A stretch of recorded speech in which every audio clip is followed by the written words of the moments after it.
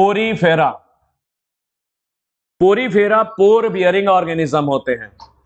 ऐसे एनिमल्स जिनके शरीर में पोर्स होते हैं, छेद होते हैं, उनको पोरीफेरा कहते हैं।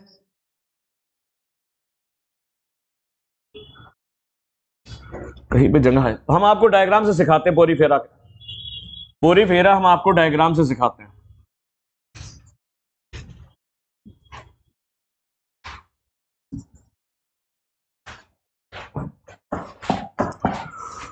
पोरीफेरा ऐसे एनिमल हैं जिनके शरीर में काफी पोर्स पाए जाते हैं। पोर बियरिंग एनिमल्स को हम लोग कहते हैं पोरीफेरा। इनके शरीर में ढेर सारे पोर्स होते हैं। इनको ऑस्टिया कहते हैं। इन्हें क्या बोलते हैं? ऑस्टिया। ये पोर बियरिंग एनिमल्स हैं। इन पोर्स को कहते हैं ऑस्टिया। ऑस्टिया की तुलना की जाती है माउथ से। तो इनके ढेर सारे मुंह होते हैं, माउथ। एक बड़ा सा पोर होता है, यहां पर है ये, इसको ऑस्क्यूलम कहते हैं। एक बड़ा सा छेद होता है, इसको ऑस्क्यूलम कहते हैं। इसकी तुलना एनस यानी अवस्कर द्वार से होती है। पोरीफेरा के एनिमल से तुम्हें क्लासिफिकेशन में तुमने पढ़ा, cellular level of body organisation है, कोशिकाएं होती हैं, टिश्यूज नहीं होते, पहला पॉइंट। दूसरा पॉइंट है ये एसिमेट्रिकल होते हैं। कैसे होते हैं? एसिमेट्रिकल होते हैं। एसिमेट्रिकल का मतलब इनको दो बराबर हिस्सों में आप नहीं बांट सकते। ये आपने पढ़ा था जब क्लासिफिकेशन। सीलोम होती नहीं है इसके अंदर, ये सीलोमेट है। सीलोम शुरू होती है आपकी एनालिडा से। सीलोम ट्रू सीलोम कहां से शुरू होती है? एनालिडा। ये ए सीलोमेट है। सेगमेंटेशन वगैरह कुछ होता ही नहीं इनके अंदर। जो क्लासिफिकेशन आपने लेवल्स ऑफ ऑर्गेनाइजेशन देखो, सेल्यूलर लेवल है। क्या है? Cellular level of body organisation है। बॉडी, इनके अंदर सेल्स होती हैं। बॉडी सिमेट्री कैसी है? एसिमेट्रिकल है। कैसे हैं?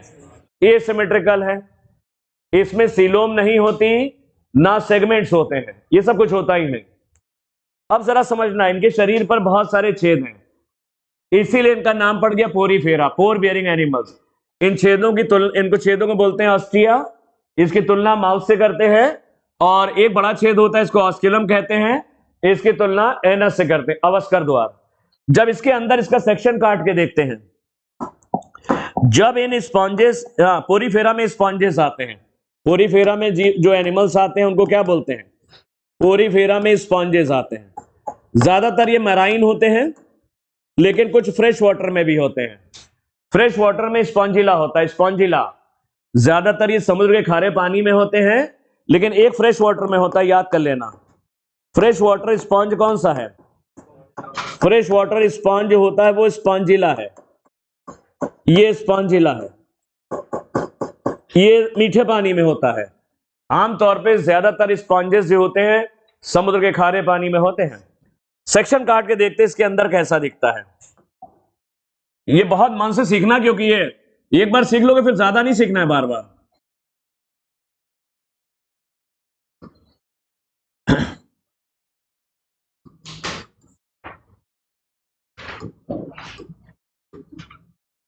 इनके शरीर का थोड़ा सा हिस्सा बना रहे हैं।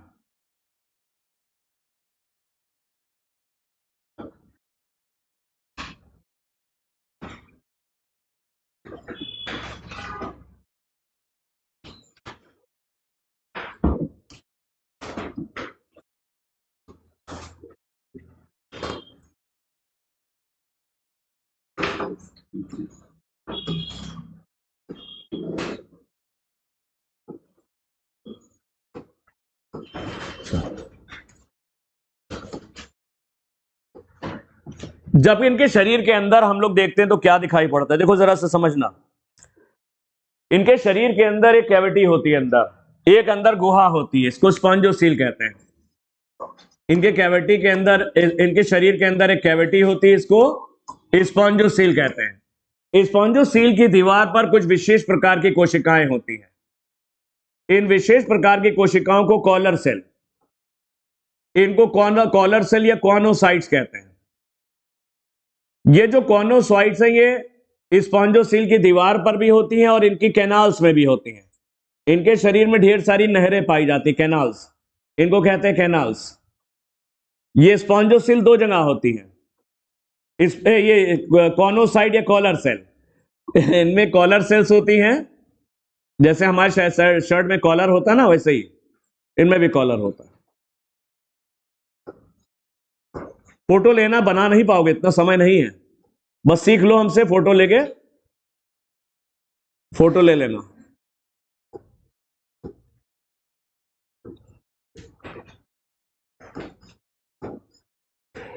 इनके स्पॉन्जोसील की दीवार पर और कैनाल्स के अंदर, इनको कैनाल बोलते हैं, इनके शरीर में ढेर सारी कैनाल है।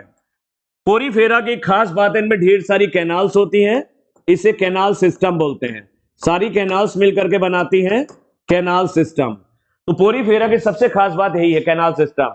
इनके शरीर में ढेर सारी, जब इस एनिमल को ऐसे काट करके देखते हैं तो हमको ढेर सारी कैनाल्स नजर आती हैं। स्पॉन्जोसील की दीवार के ऊपर और कैनाल्स के अंदर पाई जाती कुछ विशेष प्रकार की सेल्स।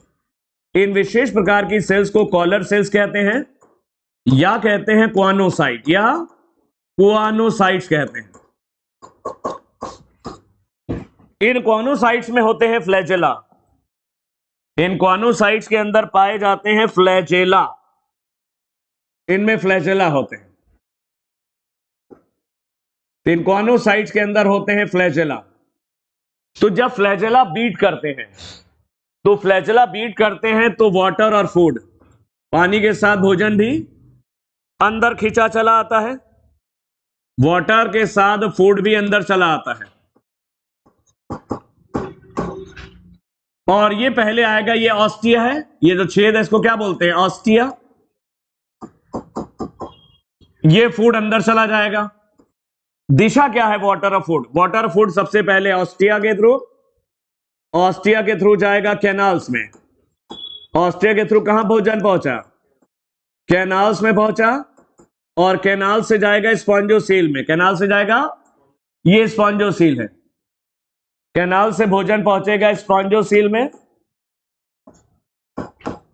और भोजन डाइजेस्ट हो जाएगा क्वानोसाइट के अंदर। क्वानोसाइट में भोजन डाइजेस्ट हो जाता, डाइजेशन इंट्रासेल्यूलर है। डाइजेशन कैसा है? इंट्रासेल्यूलर है। और जो अनडाइजेस्टेड फूड है वो बाहर निकल जाता ऑस्क्यूलम के थ्रू। किसके थ्रू? अनडाइजेस्टेड फूड ऑस्क्यूलम के थ्रू बाहर निकल जाएगा। अनडाइजेस्टेड फूड ऑस्क्यूलम के थ्रू बाहर। तो ये तुम्हें मालूम होना चाहिए।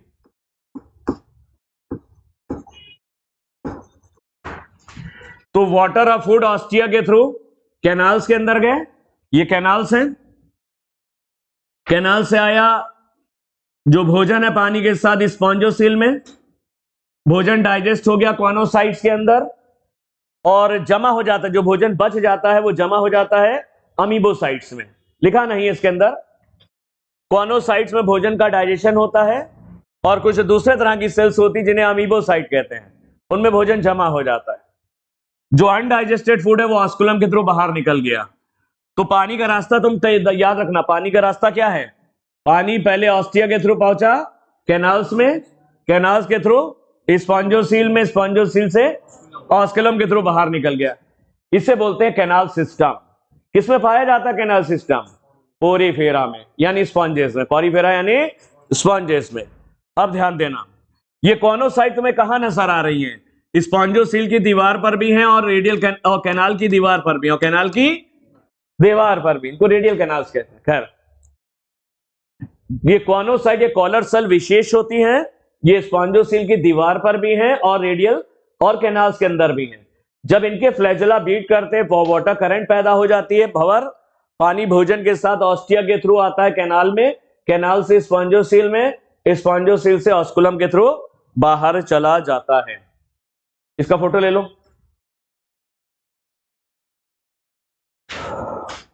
बहुत तेज फोटो लो, क्योंकि हो नहीं पाएगा फिर। 10 है यहाँ, 10 फाइल हम बताना है। तो पोरीफेरा में कौन से एनिमल्स आते हैं? जिनके शरीर पर ढेर सारे छेद हैं। इन छेद को हम लोग कहते हैं ऑस्टिया। क्या कहते हैं? ऑस्टिया की तुलना किससे होती है? माउथ। इनके ढेर सारे मुंह हैं और एक बड़ा छेद होता है, इसको ऑस्कुलम कहते हैं। इसकी तुलना एनस से होती है, इसकी तुलना एनस से होती है। चलो बताओ, ये इनमें लेवल्स ऑफ बॉडी ऑर्गेनाइजेशन कैसा है? सेल्यूलर लेवल होता है। ये सिमेट्रिकल है या एसिमेट्रिकल है? ये सिमेट्रिकल है। इनके शरीर के अंदर एक कैविटी है, इसे क्या कहते हैं? स्पॉन्जोसील। स्पॉन्जोसील कैविटी है ये सीलोम नहीं है, ध्यान रखना, इसको सीलोम मत बोल देना। ये कैविटी है, ये एसिलोमेट में आएंगे। किसमें आएंगे? इनमें सीलोम नहीं। सीलोम तो वो स्ट्रक्चर है जिसके दोनों तरफ मीजोडर्म है, जिसके दोनों तरफ क्या हो? मीजोडर्म। इसमें टिश्यू तो होते नहीं, तो मीजोडर्म का सवाल ही नहीं, टिश्यू ही नहीं पाया जाता, इसमें सिर्फ सेल होती है। सारे स्पॉन्जेस तो खारे पानी में होते हैं, स्पॉन्जिला फ्रेश वाटर में। और एक और होता है जिससे हम लोग नहाते हैं, पीठ ईट रगड़ते हैं, वो बाथ स्पॉन्ज है, यू स्पॉन्ज या बाथ स्पॉन्ज है। वो बाजार में बिकता है, ईंट जैसा दिखता है। ये एनिमल मरने के बाद सूख जाता है और ये हार्ड रहता है, इससे शरीर को रगड़ते हैं। इसमें ये ध्यान रखना। चलो पढ़ लेते हैं, अब इजी लगेगा। थोड़ी सी पिक्चर एक बननी चाहिए दिमाग में। अब एक पिक्चर क्रिएट हो रही है तुम्हारे दिमाग में। चलो अब पोरीफेरा पढ़ लेते हैं, अब समझ में आएगा बिल्कुल पक्का। स्पॉन्जेस है वे वाटर। हाँ, ये कैनाल सिस्टम 3 कामों में मदद करता है। ये कैनाल सिस्टम के 3 काम होते हैं, बताना इंपॉर्टेंट है। एक तो भोजन को पकड़ने में, फूड गैदरिंग, पानी के साथ ऑक्सीजन भी तो आ रही है, तो ये कैनाल सिस्टम गैसेस एक्सचेंज में मदद करता है, गैसियस एक्सचेंज में भी मदद करता है, और अनडाइजेस्टेड वेस्ट को बाहर निकालने में भी मदद करता है। पानी के बहाव के साथ अनडाइजेस्टेड वेस्ट ऑस्कुलम के थ्रू बाहर निकल जाता है। तो कैनाल सिस्टम के 3 काम हैं। कैनाल सिस्टम के 3 काम बताओ। फूड गैदरिंग, भोजन को पकड़ने में। दूसरा है गैसेस एक्सचेंज में, क्योंकि पानी के साथ ऑक्सीजन भी आती है, गैसेस एक्सचेंज में। और रिमूवल ऑफ वेस्ट, जो वेस्ट होता है वो ऑस्कुलम के थ्रू बाहर निकल जाएगा। चलो देख लेते हैं। Sponges have a water transport और कैनाल सिस्टम, बहुत ज्यादा important. Water enters through small pores called ostia.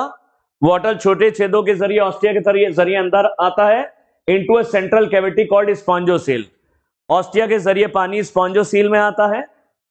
Water from spongocoel goes out through the osculum, और ऑस्कुलम के जरिए पानी बाहर निकल जाता है। ऑस्टिया के थ्रू कैनाल में आया, कैनाल से आया स्पॉन्जोसील में, और ऑस्कुलम के थ्रू बाहर निकल गया। वाटर ट्रांसपोर्ट हेल्प इन, ये जो वाटर ट्रांसपोर्ट, ये कैनाल सिस्टम 3 चीजों में मदद करता है। ये बहुत इंपॉर्टेंट है, इसको भूलना मत, ये सबसे इंपॉर्टेंट है। फूड गैदरिंग, भोजन को पकड़ने के लिए, पानी के साथ भोजन भी आ रहा है। रेस्पिरेटरी एक्सचेंज, पानी के साथ ऑक्सीजन भी आ रही है। एंड रिमूवल ऑफ वेस्ट, जो अनडाइजेस्टेड फूड है वो ऑस्कुलम के थ्रू बाहर निकल जाता है। कॉनोसाइट और collar cell line the spongocoel and the canals, ये भी आ सकता है। लाइन का मतलब दीवार पर। कॉनोसाइट्स कहां पाई जाती है? स्पॉन्जोसील की दीवार पर और कैनाल की दीवार पर। और कैनाल, ये इंपॉर्टेंट है लाइन, दोनों जगह है कॉनोसाइट या कॉलर सेल्स। कॉनोसाइट या कॉलर सेल 2 जगह है, कहां कहां?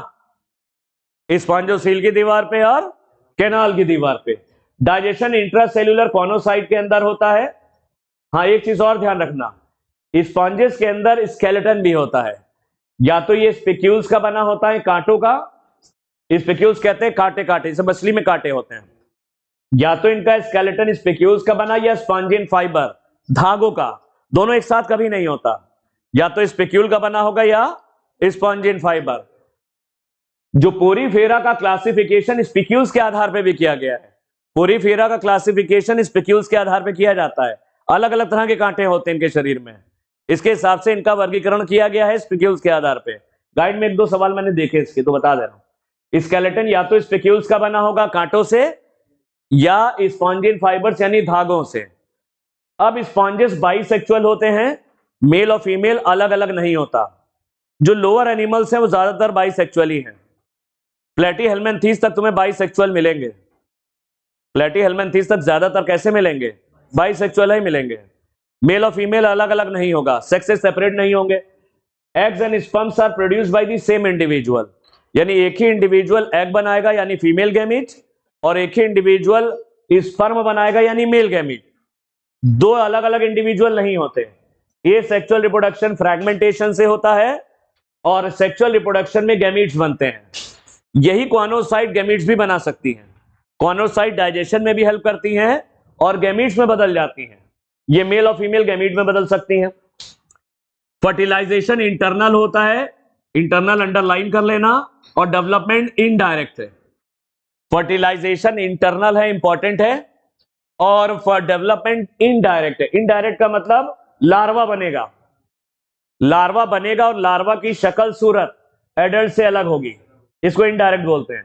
इनडायरेक्ट का मतलब लार्वा बनना चाहिए और लार्वा का जो मॉर्फोलॉजी है, बनावट, वो एडल्ट से अलग होनी चाहिए, तभी इसे इनडायरेक्ट बोलेंगे।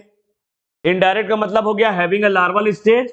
लार्वा होता है which is morphologically distinct from the adult, जो जिसकी बाह्य संरचना जो दिखने में, मॉर्फोलॉजिकली मतलब जो बाहर से दिखने में एडल्ट से बिल्कुल अलग होगा।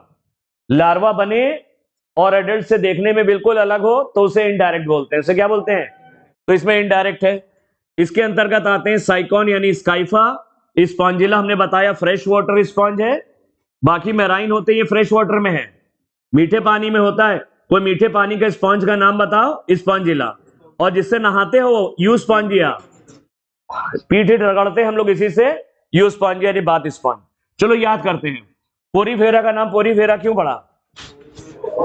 इनके शरीर पर ढेर सारे छेद हैं, इन छेदों को ऑस्टिया कहते हैं, जिनकी तुलना माउथ से होती है। पोरीफेरा खास एनिमल्स होते हैं क्योंकि इनके अंदर वाटर ट्रांसपोर्ट या कैनाल सिस्टम पाया जाता है। ये वाटर ट्रांसपोर्ट या कैनाल सिस्टम तीन चीजों में इनकी मदद करता है: फूड गैदरिंग, रेस्पिरेटरी एक्सचेंज और रिमूवल ऑफ वेस्ट। ये तीन जरूर याद कर लेना। और जो इनमें विशेष प्रकार की कुछ कोशिकाएं होती हैं जिन्हें कॉनोसाइट या कॉलर सेल कहते हैं, कहां पाई जाती हैं? स्पॉन्जोसेल की दीवार पे और कैनाल्स की दीवार पे, कैनाल्स की दीवार पे। कॉनोसाइट के अंदर डाइजेशन होता है, इंट्रासेल्यूलर इंपॉर्टेंट है, लाइन अंडरलाइन कर लेना इंपॉर्टेंट है। इसके शरीर के अंदर या तो स्पिक्यूल्स होते हैं, इसका स्केलेटन या तो स्पिक्यूल्स कांटों से बना है या धागों से बना है, स्पॉन्जिन फाइबर, और लिखा है दोनों साथ कभी नहीं होते हैं। और स्पिक्यूल्स के आधार पर पोरीफेरा का क्लासिफिकेशन भी है, तरह तरह के कांटे होते हैं इनमें। ये बाइसेक्सुअल होते हैं, मेल और फीमेल अलग अलग नहीं होते। ये सेक्सुअल रिप्रोडक्शन फ्रेगमेंटेशन से होता है और सेक्सुअल रिप्रोडक्शन में गैमीट्स। यही क्वानोसाइट्स जो होती हैं, यही क्वानोसाइट्स जो होती हैं गैमीट में बदल जाती हैं। फर्टिलाइजेशन इंटरनल है और डेवलपमेंट इनडायरेक्ट है। एक चीज और ध्यान देना, स्पॉन्जेस के अंदर एक विशेष प्रकार की सेल्स होती है जिन्हें आर्कियोसाइट कहते हैं। लिखा नहीं है, ये टोटीपोटेंट होती है। टोटीपोटेंट का मतलब एक आर्कियोसाइट पूरा स्पॉन्ज बना देती है। जैसे प्लांट की सेल्स टोटीपोटेंट होती हैं, ये प्लांट सेल टोटीपोटेंट होती है, टिश्यू कल्चर के जरिए उस सेल से पूरा पौधा बना सकते हो। वैसे कौन से एनिमल है जिनकी कौन सी सेल टोटीपोटेंट है? वो ये है, इनके एक सेल्स होती हैं archaeocytes. Archaeocytes are totipotent cells होती है किनमें? स्पॉन्जेस में। आर्कियोसाइट्स जो होती हैं are totipotent cells of sponges. Totipotent cells, totipotent cells का मतलब होता है ये किसी अन्य सेल में बदल सकती हैं और पूरा स्पॉन्ज तैयार कर सकती हैं। टोटीपोटेंट सेल किसी भी दूसरी सेल में बदल करके पूरा के पूरा जानवर को तैयार कर देती हैं। तो अभी एक हुआ, इसको याद रखना, आप तुलना करेंगे, पूछेंगे तुमसे कंपेयर करके। अभी एक हुआ है, इसमें खास बातें क्या नजर आए? दो तीन खास बातें हैं। एक तो वाटर ट्रांसपोर्ट या कैनाल सिस्टम दिख रहा है, कॉनोसाइट दिख रही है, क्या दिख रही है? डाइजेशन इंट्रासेल्यूलर, ये भी खास बात है। और फर्टिलाइजेशन इंटरनल है और इनडायरेक्ट है। कैसा है? इनडायरेक्ट। याद करते हुए चलना, क्योंकि याद करना, दिमाग कम लगाना। चलो, सीलेंट्रेटा। सीलेंट्रेटा को हम लोग निडेरिया कहते हैं। सीलेंट्रेटा को क्या बोलते हैं? निडेरिया बोलते हैं। सीलेंट्रेटा को हम लोग निडेरिया क्यों बोलते हैं?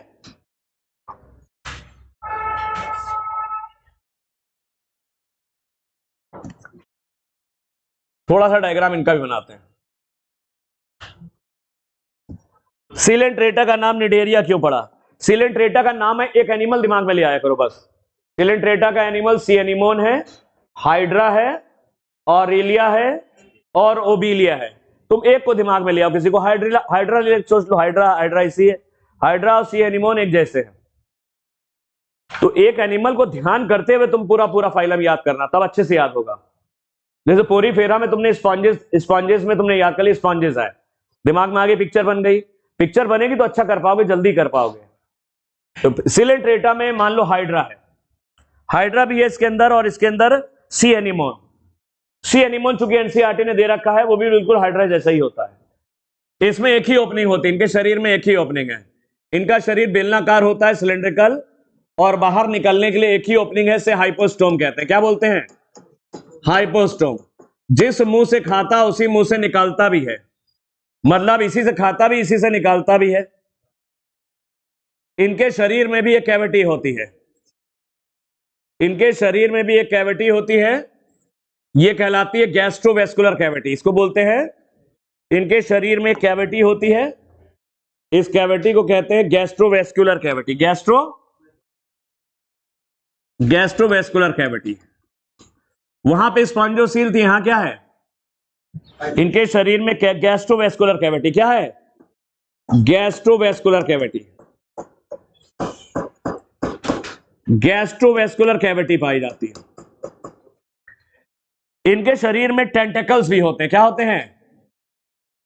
इनके शरीर पे टेंटेकल्स भी पाए जाते हैं। ये हाइपोस्टोम से निकलते हैं, मुंह के पास से निकलते हैं।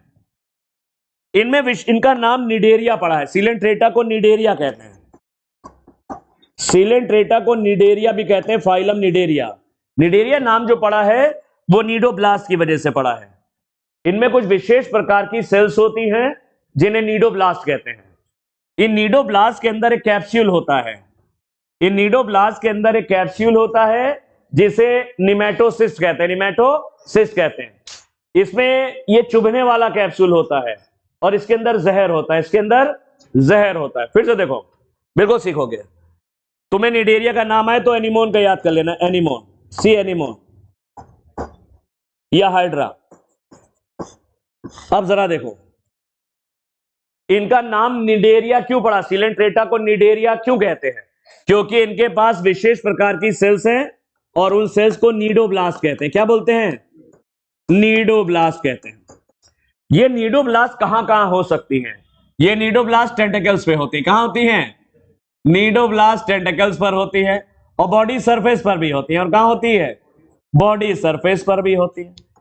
तो नीडोब्लास्ट इनकी कहां कहां मिलेंगी तुम्हें? नीडोब्लास्ट टेंटेकल्स पे नजर आ रही हैं और बॉडी सरफेस पर। नीडोब्लास्ट इनके टेंटेकल्स पर हैं और बॉडी सरफेस पर है। यह है नीडोब्लास्ट। नीडोब्लास्ट के 3 काम होते हैं। नीडोब्लास्ट के काम होते हैं, नीडोब्लास्ट के अंदर पहले समझ लो, एक नीडोब्लास्ट के अंदर एक कैप्सूल होता है चुभने वाला। इस नीडोब्लास्ट के अंदर एक चुभने वाला कैप्सूल होता है। इस चुभने वाले कैप्सूल को निमेटोसिस्ट कहते हैं, इसको निमेटोसिस्ट कहते हैं। इस निमेटोसिस्ट में चुभने वाले एक कांटे ऐसा लगे रहते हैं, स्पाइन जैसे, और इनके अंदर टॉक्सिन्स होते हैं, न्यूरोटॉक्सिन्स, हिप्नोटॉक्सिन्स होते हैं, टॉक्सिन्स होते हैं। न्यूरोटॉक्सिन कह लो या हिप्नोटॉक्सिन्स कह लो, इसके अंदर रहते हैं, जहर। तो जब देखो, नीडोब्लास्ट, इनका नाम निडेरिया, निडेरिया क्यों पड़ा? क्योंकि इनके पास कुछ विशेष प्रकार की सेल्स हैं, इन सेल्स को नीडोब्लास्ट कहते हैं। नीडोब्लास्ट के अंदर एक चुभने वाला कैप्सूल है, स्टिंगिंग कैप्सूल है। ये चुभने वाले कैप्सूल को निमेटोसिस्ट कहते हैं। निमेटोसिस्ट के अंदर क्या है? निमेटोसिस्ट के अंदर जहर है, न्यूरोटॉक्सिन्स होते हैं। तो जब ये कोई शिकार होता है तो उसको ये चुभो देता है, शिकार के अंदर जहर चला जाता है और वो अचेत हो जाता, बेहोश हो जाता। तो ये नीडोब्लास्ट का एक फंक्शन हो गया कैप्चर ऑफ प्रे। क्या हो गया? Capture of prey. ये शिकार को बेहोश कर देती है, प्रे कहते हैं शिकार। ये शिकार को बेहोश कर देती है जहर की मदद से। इसके अंदर न्यूरोटॉक्सिन या हिप्नोटॉक्सिन्स होते हैं। दूसरा, ये इसको सुरक्षा भी देती है, दूसरे एनिमल्स इसको नहीं खाते क्योंकि मुंह में चुभ जाएगा ये। तो ये डिफेंस के लिए भी होता है। किसके लिए है? डिफेंस के लिए होता है। ये डिफेंस के लिए भी होते हैं नीडोब्लास्ट। तीसरा फंक्शन है, ये इसके टेंटेकल्स ये होते हैं, ये ऐसे झुक जाता है, जमीन पकड़ लेता है, ऐसे ऐसे झुक करके ये जमीन पकड़ लेता है। पकड़ना मतलब एनकरेज, पकड़ना मतलब एनकरेज। चलो, एनकरेज कहते हैं पकड़ना। तो नीडोब्लास्ट के 3 काम हो गए, एनकरेज, डिफेंस और कैप्चर ऑफ प्रे, और कैप्चर ऑफ प्रे। चलो, सीलेंट्रेटा का नाम निडेरिया क्यों पड़ा? इनके पास कुछ विशेष प्रकार की सेल्स है जिनका नाम है नीडोब्लास्ट। नीडोब्लास्ट के अंदर चुभने वाला कैप्सूल है जिसमें जहर भरा है, वो निमेटोसिस्ट है। निमेटोसिस्ट बोल लो या निमेटोसाइट कह लो। तो ये नीडोब्लास्ट के 3 काम बताओ। इनकी मदद से ये जमीन या किसी चीज को पकड़ सकता है, एनकरेज, इससे सुरक्षा मिलती दूसरे जीवों से क्योंकि इसमें चुभने वाला कैप्सूल है निमेटोसिस, डिफेंस के लिए, और भोजन को बेहोश करने के लिए, शिकार को बेहोश करने के लिए, कैप्चर ऑफ प्रे, शिकार को पकड़ने के लिए, शिकार को पकड़ने। अब देखो, ये तो हो गया।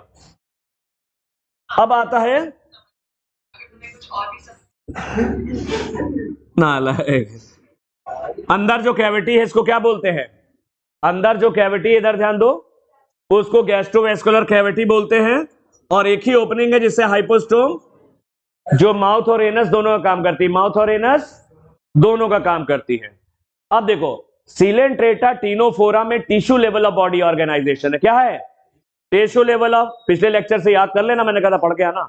सीलेंट्रेटा टीनोफोरा में tissue level of body organisation है, ये तुमने जाना है। दूसरी बात, इसके अंदर सीलोम विलोम नहीं होती। गैस्ट्रोवेस्कुलर कैविटी कोई सीलोम नहीं है। ये सीलोम तो ट्रू सीलोम वो होती है जिसके दोनों तरफ मेसोडर्म हो, ये नहीं है। बॉडी में सेगमेंट कुछ नहीं होते, नो सेगमेंटेशन, नो नोटोकॉर्ड, कुछ नहीं इसके अंदर। तो इसमें tissue level of body organisation है, ध्यान रखना। और इसमें रेडियल सिमेट्री है। कैसे सिमेट्री है? रेडियल। सीलेंट्रेटा टीनोफोरा में दोनों में, इसके बाद जो टीनोफोरा आएगा, दोनों में क्या है? दोनों में tissue level of body organisation है और रेडियल सिमेट्री। कैसी है? रेडियल सिमेट्री है। इनमें विशेष प्रकार की सेल्स हैं जिन्हें नीडोब्लास्ट कहते हैं, जो टेंटिकल्स के ऊपर भी हैं और बॉडी सरफेस के ऊपर भी हैं। नीडोब्लास्ट के अंदर चुभने वाला कैप्सूल है निमेटोसिस्ट। नीडोब्लास्ट के 3 काम है, एनकरेज, डिफेंस और कैप्चर ऑफ प्रे। ये तीनों ध्यान रखना। डाइजेशन इनमें दोनों होता है, इंट्रासेल्यूलर और एक्स्ट्रा सेल्यूलर, जबकि इससे पहले पोरीफेरा में केवल इंट्रासेल्यूलर था। यहां दोनों है, या इंट्रासेल्यूलर भी है और एक्स्ट्रा सेल्यूलर। अब जरा ध्यान देना, जो सीलेंट्रेटा जो फाइलम है, इसमें दो शेप के एनिमल्स पाए जाते हैं। सीलेंट्रेटा के एनिमल्स के 2 शेप्स होते हैं। एक तो यही बेलनाकार है, इसे पॉलिप बोलते हैं। इसे क्या बोलते हैं? सीलेंट्रेटा के एनिमल के 2 तरह के आकार होते हैं। एक तो ये बेलन जैसे होते हैं, बेलनाकार, बेलनाकार को पॉलिप बोलते हैं, बेलनाकार को बोलते हैं पॉलिप। पॉलिप में 2 आते हैं। पॉलिप में ये 2 लिख लेना, याद कर लेना। हाइड्रा, हाइड्रा पॉलिप जैसा होता है, और दूसरा एडेम्सिया, एडेम्सिया है सी एनीमोन। ये दोनों पॉलिप है, इनके शरीर का आकार पॉलिप जैसा है। ये बेलनाकार होता है इनका शरीर, जिसे पॉलिप कहते हैं। जबकि जो ऑरिलिया यानी जेलीफिश है, ऑरिलिया यानी जेलीफिश अम्ब्रेला जैसी देती है। ये कैसी दिखती है? अम्ब्रेला जैसे। इसे बोलते हैं मेड्यूसा। मेड्यूसा जो होती है अम्ब्रेला जैसा है, ये बिल्कुल छाते जैसा दिखता है। तो इस फाइलम के जो एनिमल्स है, या तो ऐसे दिखते हैं पॉलिप जैसे, या मेड्यूसा जैसे दिखते हैं। पॉलिप बेलनाकार है, सिलेंड्रिकल है जैसे ये, और मेड्यूसा अम्ब्रेला जैसा है। मेड्यूसा तुम्हें ऑरिलिया में मिलेगा। किसमें मिलेगा? ऑरिलिया यानी जेलीफिश में। ऑरिलिया यानी जेलीफिश में। जेलीफिश लिखा है लेकिन असली मछली नहीं है, फिश नहीं है ये, ऑरिलिया। तो पॉलिप तुम्हें कहां मिलेगा? हाइड्रा और एडेम्सिया में। और मेड्यूसा कहां मिलेगा? शारीरिक संरचना मेड्यूसा जैसी मिलेगी ऑरिलिया में। तो इनके शरीर की संरचना 2 प्रकार की है, या तो ये बेलनाकार पॉलिप जैसे हैं जैसे हाइड्रा और एडेम्सिया, या ये छाते जैसे हैं जिसे मेड्यूसा कहते हैं, इसे ऑरिलिया या जेलीफिश। लेकिन इनमें एक ऐसा है जिसमें दोनों मिलते हैं। ओबेलिया ऐसा है जिसमें ओबेलिया में पॉलिप भी होता है और ओबेलिया में मेड्यूसा। ओबेलिया की लाइफ साइकिल में दोनों मिलते हैं। ओबेलिया की लाइफ साइकिल में पॉलिप स्टेज भी होती है और मेड्यूसा। पॉलिप से मेड्यूसा बनता है एसेक्सुअली, पॉलिप से मेड्यूसा बनता है एसेक्सुअल रिप्रोडक्शन से, और मेड्यूसा से पॉलिप बन सकता है सेक्सुअल रिप्रोडक्शन से। पॉलिप से मेड्यूसा बनता है एसेक्सुअल रिप्रोडक्शन से, और मेड्यूसा से पॉलिप बनता है सेक्सुअल रिप्रोडक्शन से। इसे कहते हैं alternation of generation, true alternation of generation, या मेटाजेनेसिस बोलते हैं। पॉलिप से मेड्यूसा का बनना, मेड्यूसा से पॉलिप का बनना अल्टरनेशन ऑफ जनरेशन या मेटाजेनेसिस कहते हैं, और मेटाजेनेसिस। तो अल्टरनेशन ऑफ जनरेशन या मेटाजेनेसिस किसमें देखने को मिलेगी? कौन से सीलेंट्रेटा में? ओबेलिया में। तो पढ़ लेते हैं इतना, फिर से एक बार सुन लो। सीलेंट्रेटा को निडेरिया क्यों कहते हैं? क्योंकि उसमें विशेष प्रकार की सेल्स हैं नीडोब्लास्ट। कहां कहां पे हैं? टेंटिकल्स पर भी है और बॉडी सरफेस पर भी है। नीडोब्लास्ट के अंदर चुभने वाला कैप्सूल है निमेटोसिस, और इसके अंदर जहर भरा है। नीडोब्लास्ट के 3 काम: एनकरेज, डिफेंस और कैप्चर ऑफ प्रे। अब देखो इनकी शारीरिक संरचना, इनके शरीर के अंदर एक कैविटी पाई जाती है जिसको कहते हैं गैस्ट्रोवेस्कुलर कैविटी, और केवल एक ही ओपनिंग है, हाइपोस्टोम, जो माउथ और एनस दोनों का काम करता है। इनका शारीरिक संरचना 2 प्रकार की, या तो पॉलिप जैसे हैं या मेड्यूसा जैसे हैं। पॉलिप के अंतर्गत आते हैं हाइड्रा और एडेम्सिया, मेड्यूसा में ऑरेलिया यानी जेलीफिश, एडेम्सिया को सी एनीमोन कहते हैं, मेड्यूसा ऑरेलिया जेलीफिश है। ओबेलिया की लाइफ साइकिल में पॉलिप भी बनता है और मेड्यूसा भी बनती है। पॉलिप से मेड्यूसा बनता है एसेक्सुअल रिप्रोडक्शन से, और मेड्यूसा से पॉलिप बनता है सेक्सुअल। ये भूल ना जाना, ये ध्यान रखना है सब। इसे अल्टरनेशन ऑफ जनरेशन या ट्रू अल्टरनेशन ऑफ जनरेशन या मेटाजेनेसिस कहते हैं। बाकी पॉइंट पढ़ लेते हैं। डाइजेशन दोनों होता है, इंट्रासेलुलर के साथ साथ एक्स्ट्रा सेलुलर। सेक्स से सेपरेट होंगे नहीं क्योंकि लोअर है, मेल और फीमेल एक ही होता है, अलग अलग नहीं होते। पढ़ लेते हैं। जो लेना फोटो खींचना, बनाने का टाइम नहीं है। फोटो ले लिया, जो करना है सुपर फास्ट स्पीड में। यार आप कॉपी रखो, खटाखट खींचते जाया करो। हाँ,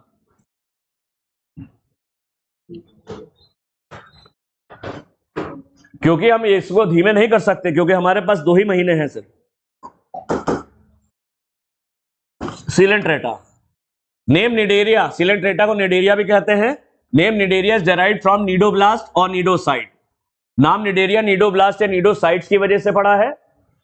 विच कंटेन स्टिंगिंग कैप्सूल और निमेटोसाइट्स, जिसके अंदर स्टिंगिंग कैप्सूल, निमेटोसाइट्स, निमेटोसाइट भी कह सकते हो, निमेटोसिस्ट भी कह सकते हो।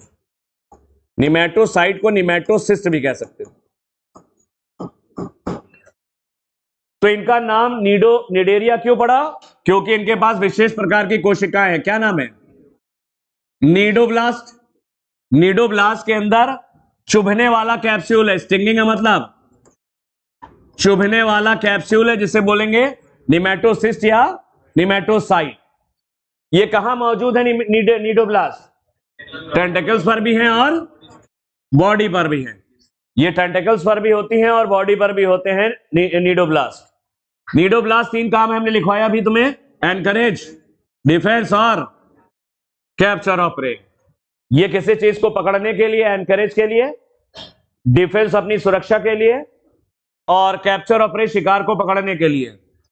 Have a central cavity called gastrovascular cavity. इनके बीच में कैविटी होती है, इसको कहते हैं गैस्ट्रोवेस्कुलर कैविटी, और एक ही ओपनिंग होती है, हाइपोस्टोम। डाइजेशन दोनों होता हमने बताया।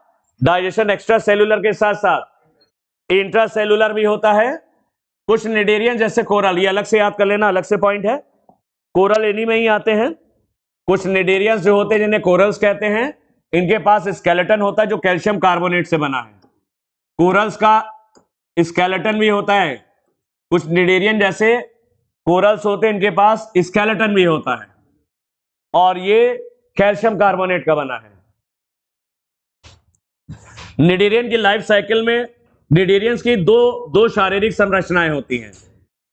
निडेरियंस यानी जो सीलेंट्रेटा के एनिमल्स हैं उनको निडेरियंस बोलते हैं। इनकी शारीरिक संरचना 2 प्रकार की होती है, या तो ये पॉलिप यानी बेलनाकार होते हैं, या मेड्यूसा छाते जैसे होते हैं। पॉलिप इज सेसाइल, पॉलिप जमीन से चिपका रहता है, सेसाइल है, जमीन से चिपका रहता है, सेसाइल होता है। चल पानी में नहीं तैरता, ये चिपका रहता है जमीन पे, समुद्र के तल पे, और ये सिलेंड्रिकल बेलनाकार होता है। पॉलिप जमीन से चिपका रहता है, सेसाइल है, बेलनाकार होता है। पॉलिप में हाइड्रा आता है और एडेम्सिया सी एनीमोन आते हैं। इनकी शारीरिक संरचना पॉलिप जैसी होती है।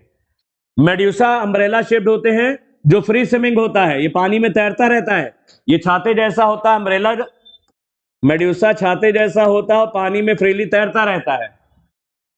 ऑरेलिया जेलीफिश में का शेप कैसा है? मेड्यूसा है। ऑरेलिया जेलीफिश अम्ब्रेला जैसी होती है, अम्ब्रेला मतलब मेड्यूसा, ये फ्री स्विमिंग है। तो पॉलिप और मेड्यूसा में अंतर बताओ। पॉलिप जमीन से चिपका रहता है या सतह से चिपका रहता है, सेसाइल है। कैसा दिखता है पॉलिप? सिलिंड्रिकल है। जबकि मेड्यूसा जो है ये अम्ब्रेला शेप्ड है और पानी में तैरता रहता है, जमीन से चिपका नहीं है ये। Cnidarians which have both polyp and medusa, ऐसे निडेरियन जिनमें पॉलिप भी होता है और मेड्यूसा भी होता है, वो शो करते हैं अल्टरनेशन ऑफ जनरेशन यानी मेटाजेनेसिस। ऐसे निडेरियन जिनकी लाइफ साइकिल में पॉलिप मेड्यूसा दोनों पाया जाता है, तो वो शो करते हैं अल्टरनेशन ऑफ जनरेशन यानी metagenesis. Polyp produces medusae asexually, भूलना मत, उल्टा मत लगा देना। पॉलिप से मेड्यूसा बनता है asexually, and medusa form the polyp, medusa से पॉलिप बनता है सेक्सुअली। पॉलिप और मेड्यूसा किस सीलेंट्रेट में पाए जाते हैं? ओबिलिया में, ओबिलिया में होते हैं। पॉलिप से मेड्यूसा एसेक्सुअल लिखा तो था, कहां लिखा है? डायग्राम में उल्टा लिखा है।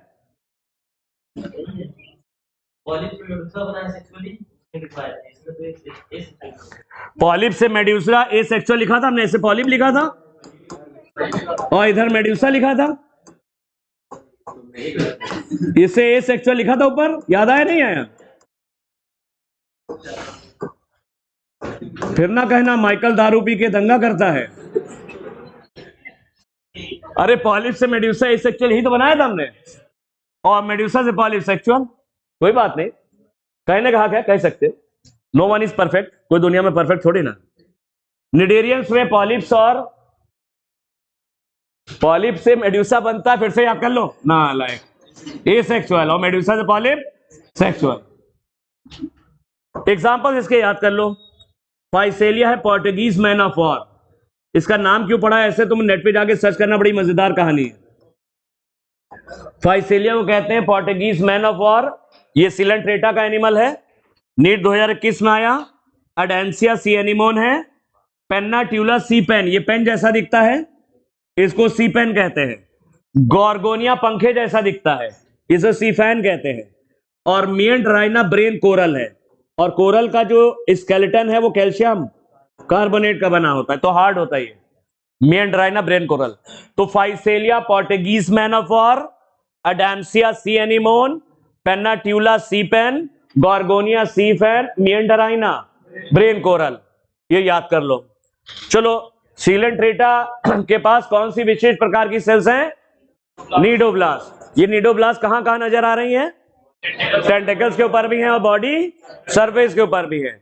सिलेंट्रेटा के शरीर के अंदर एक कैविटी पाई जाती है, गैस्ट्रोवेस्कुलर। ये ट्रू सिलोमिलोम नहीं है, ये गैस्ट्रोवेस्कुलर, तो इनको एसिलोमेट ही मानेंगे। क्या मानेंगे लोग? लास्ट में चार्ट में एसिलोमेट लिखा हुआ है, तुम जाके देखना लास्ट में एनसीईआरटी के चार्ट में। सिलोम नहीं है ये एसिलोमेट में आएंगे।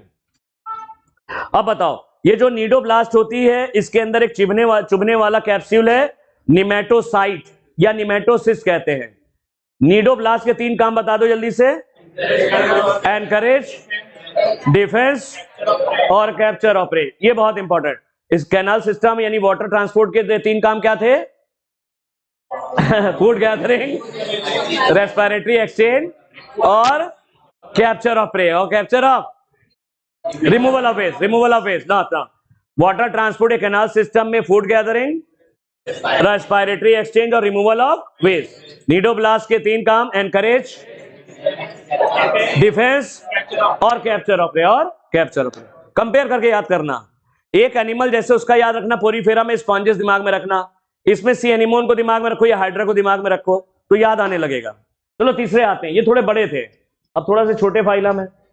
ये क्या नीचे, ये नीडोब्लास्ट है, ध्यान रखना ये नीडोब्लास्ट है, और इसके अंदर जो ऑरेंज कलर का दिख रहा है ये टॉक्सिन भरे हुए हैं, और ये नीमेटोसाइट है। ये नीडोब्लास्ट के अंदर एक चुभने वाला कैप्सूल है, ये चुभने वाला कैप्सूल, इसमें चुभने वाले ये भी है, देखो ये निमेटोसाइट है, ये निमेटोसाइट है ये, और निमेटोसाइट के अंदर जहर है। ये न्यूरोटॉक्सिन्स होते हैं शिकार को अचेत करने के लिए, शिकार को अचेत करने के लिए, तो कैप्चर ऑफ प्रे में हेल्प करता है। ये कौन सा शेप है, ये मेडुसा अम्ब्रेला जैसा है, ऑरेलिया यानी जेलीफिश, ये सिलिंड्रिकल बेलनाकार है, ये पॉलिप है, हाइड्रा और अडैम्सिया यानी सी एनेमोन, टीनोफोरा। देखो सीलेंट्रेटा टीनोफोरा में काफी समान बातें हैं। सीलेंट्रेटा टीनोफोरा में कॉमन बातें क्या है, दोनों में tissue level of body organisation है, दोनों में रेडियल सिमेट्री क्या है, ये दो बातें ध्यान रखना। चलो आगे देखते हैं, इनको सी वॉलनट कहते हैं।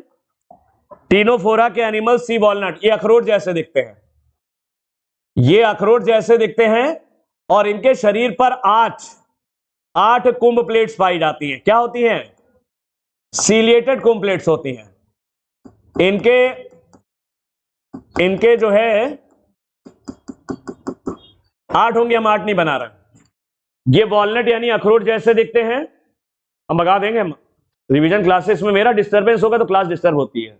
नहीं पढ़ना है तो मत पढ़ो, जिसको पढ़ना है 2 बच्चे हैं तब भी पढ़े, कायदे से पढ़ो, नहीं पढ़ना तो भाग जाओ। हम दिमाग में एक प्रक्रिया चलती है, हम डिस्टर्ब हो जाएंगे, हम और कंपैरिजन करना भी है तो उतना अच्छा हम नहीं डिलीवर कर पाएंगे, डिस्टर्ब होंगे, तुम्हारा ही नुकसान होगा अल्टीमेटली जो पढ़ने आया। पढ़ लो बेटा, नहीं तो मरीज भी ना बन पाओगे। 2 तरीके से मेडिकल कॉलेज पहुंचते हैं, या तो डॉक्टर बन के या मरीज बन के। अब तुम तय कर लो तुम्हें कैसे पहुंचना है। कभी कभी अब्बू की बात सही हो जाती, ध्यान रखना। इनके शरीर पर 8 होती हैं कुंभ प्लेट्स, कंघे जैसी प्लेट होती है, इन्हें बोलते हैं कुंभ प्लेट्स, और ये अखरोट जैसे दिखते हैं। 2 इनके छेद होते हैं, इनमें से 2 टेंटिकल जैसे निकले रहते हैं, 2 छेद होते हैं, इनमें रिट्रैक्टाइल टेंटिकल जैसे निकले रहते हैं, टेंटिकल जैसे। ये टेंटिकल अंदर भी चले जाते हैं, बाहर भी निकल आते हैं, रिट्रैक्टाइल होते हैं, और इन पे विशेष प्रकार की सेल्स पाई जाती हैं, इन्हें कोलोब्लास्ट कहते हैं। लिखा नहीं एनसीईआरटी ने, तुम लिख लेना, इनको कोलोब्लास्ट कहते हैं, कोलोब्लास्ट। ये इस शिकार आके इन पे चिपक जाता है, जेली जैसी होते हैं, स्टिकी होते हैं, तब इनको कुंभ जेलीज कहते हैं, कुंभ जेलीज। जेलीज क्यों कहते हैं, इनके पास कुछ, इनके टेंटिकल्स के ऊपर कुछ विशेष प्रकार की सेल्स होती हैं जिन्हें कोलोब्लास्ट कहते हैं। कोलोब्लास्ट जेली जैसी होती है, जेली, तो शिकार इस पे चिपक जाता है, तभी से इनका नाम पड़ गया कुंभ जेली। तो टीनोफोर्स को हम लोग सी वॉलनट कहते हैं, समुद्री अखरोट, ये अखरोट जैसा दिखता है। इनको कुंभ जेलीज भी कहते हैं, क्योंकि जो कोलोब्लास्ट सेल्स होती हैं वो चिपचिपी जेली जैसी होती हैं, तो इनको कुंभ जेलीज, कुंभ कहते हैं कंघे जैसी, कंघे जैसी जेली, कुंभ जेलीज कहते हैं इनको। और ये अखरोट जैसे दिखते हैं, तो ये सी वॉलनट कहलाते हैं। Body bears 8 external rows of ciliated comb plates, शरीर पर 8 कुंभ प्लेट्स होती, कंघे जैसी प्लेट, 1 2 3 4 5 6 7 8, शरीर पर 8 कुंभ प्लेट्स होती है, और उनमें सीलिया भी होते हैं, सीलिएटेड होती हैं। इनके शरीर पर 8 कुंभ प्लेट होती है, ciliated comb plates, ciliated comb plates होती हैं। ये लोकोमोशन में हेल्प करती हैं। ये जो सीलिएटेड कुंभ प्लेट्स हैं किसमें मदद करती हैं, ये इनके लोकोमोशन में मदद करती हैं।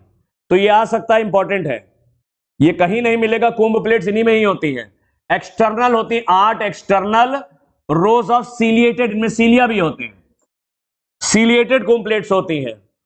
शरीर के ऊपर 8 एक्सटर्नल सीलिएटेड कुंभ प्लेट्स होती, कंघे जैसी प्लेट।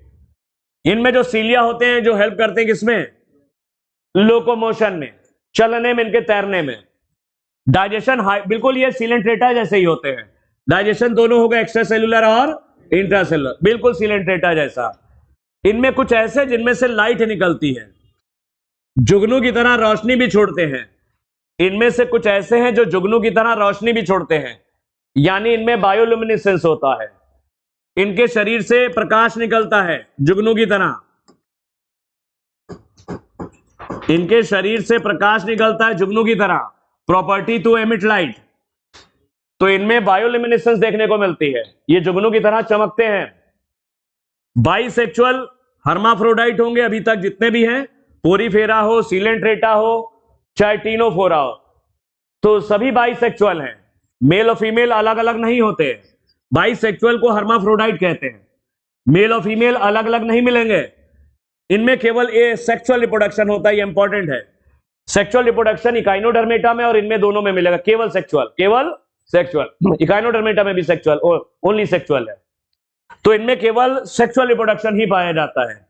फर्टिलाइजेशन एक्सटर्नल होता है, एक्सटर्नल मतलब वाटर में, जबकि पोरीफेरा में कैसा था, इंटरनल था। सिलेंट्रेटा में लिखा नहीं, वहां पर एक्सटर्नल है, वहां पर कैसा है, एक्सटर्नल है। तो ये सिलेंट्रेटा टीनोफोरा में मैचिंग होती काफी। डेवलपमेंट इनडायरेक्ट है, यानी लार्वा बनेगा और लार्वा की शक्ल सूरत एडल्ट से अलग होगी। इसमें प्लूरोब्रैकिया है और टीनोप्लेना है। प्लूरोब्रैकिया, टीनोप्लेना इसके उदाहरण है। लेकिन जब दोबारा याद करना तो पहले एग्जाम्पल याद कर लेना, एग्जाम्पल पहले याद करना सबसे पहले। चलो याद करते हैं टीनोफोरा। टीनोफोरा के एनिमल्स कहलाते हैं सी वॉलनट। क्यों बोलते हैं, क्योंकि अखरोट जैसे दिखते हैं। इनको कुम जेलीज, कंघे जैसी जेलीज है, कंघे जैसी जेलीज होती हैं। एक्सक्लूसिवली मराइन है, ये पॉइंट छूट गया था, 100% मराइन है। एक्सक्लूसिवली मराइन में 3 याद कर लेना। 3 ऐसे नॉन कॉर्डेट्स हैं जो एक्सक्लूसिवली मराइन है, यानी एक्सक्लूसिवली मराइन का मतलब होता है 100% मराइन, यानी कोई भी फ्रेश वाटर मीठे पानी में नहीं होगा, 100% सी वाटर में होंगे, मराइन वाटर में। एक्सक्लूसिवली मराइन का मतलब 100%। एक्सक्लूसिवली मराइन में तुम 3 याद कर लेना, टीनोफोरा, इकाइनोडर्मेटा, इकाइनोडर्मेटा और हेमिकॉर्डेटा, और हेमिकॉर्डेटा, ये तीनों एक्सक्लूसिवली मराइन है। कोई भी मीठे पानी में नहीं मिलेगा, सारे के सारे समुद्र के खारे पानी में मिलते हैं। 3 एक्सक्लूसिवली मराइन है, टीनोफोरा, इकाइनोडर्मेटा और हेमिकॉर्डेटा, तीनों एक्सक्लूसिवली मराइन है। डाइजेशन हाइड्रा की तरह है, सिलेंट्रेटा की तरह एक्स्ट्रा और इंट्रा सेलुलर दोनों है। इनमें कुछ ऐसे हैं जो लाइट भी छोड़ते हैं, बायोल्यूमिनेसेंस होती है, हर्माफ्रोडाइट होते हैं, यानी मेल और फीमेल अलग अलग नहीं होते, केवल सेक्सुअल रिप्रोडक्शन पाया जाता है। फर्टिलाइजेशन पानी में होता है एक्सटर्नल, यानी मेल और फीमेल गैमीट पानी में फ्यूज करते हैं। डेवलपमेंट इनडायरेक्ट है, लार्वा बनेगा और लार्वा बिल्कुल एडल्ट से अलग दिखेगा। प्लूरोब्रैकिया और टीनोप्लेना, ये टीनोफोरा के उदाहरण हैं। तो टीनोफोरा की खास बातें, एक तो 8 external rows of ciliated Kumbh plates for locomotion, सबसे इंपॉर्टेंट पॉइंट यही है। दूसरा, इनमें बायोल्यूमिनेसेंस है, ये जुगनू की तरह चमकते भी हैं, और केवल सेक्सुअल रिप्रोडक्शन है, केवल सेक्सुअल, और एक्सक्लूसिवली मराइन है, यानी 100% समुद्र के खारे पानी मिलेंगे। चलो हम लोग आते हैं प्लेटीहेल्मिन्थीस। फोटो ले लो, चाहे जो भी लेना फोटो ले लिया करो, अगर जरूरत है, नहीं जरूरत है छोड़ देना। प्लेटीहेल्मिन्थीस को चपटे क्रमी कहते हैं। इनमें भी देहगुहा नहीं होती, ये भी चपटे हैं, तो बॉडी कैविटी होगी नहीं इसमें, एसिलोमेट होंगे, चपटे एकदम। मोस्टली एंडोपैरासाइट, इसमें प्लेटीहेल्मिन्थीस में याद कर लेना टेप वर्म, ज्यादातर ये एंडोपैरासाइट होते हैं। अंतः परजीवी हैं, हमारे पेट वेट के अंदर रहते हैं, ज्यादातर ये एंडोपैरासाइट होते हैं, अंतः परजीवी हैं, और हमारी आंतों को पकड़ने के लिए इनके पास हुक्स और सकर भी होते हैं। सकर कहते हैं चूषक, हुक्स और सकर्स होते हैं हमारे शरीर को पकड़ने के लिए, वरना पॉटी के साथ ये बाहर ना निकल जाए, तो हुक्स और सकर होते हैं जिनसे आंतों वगैरह को पकड़े रहते हैं। एक आता है इनमें फैशियोला लीवर फ्लूक होता है, वो भी हमारे लीवर को पकड़े रहता है हुक्स और सकर्स की मदद, उसके पास सकर होता है। Absorb nutrient from the host directly through their body surface. ये हमारा पचा हुआ बढ़िया भोजन अपने शरीर की सतह से एब्जॉर्ब कर लेते हैं।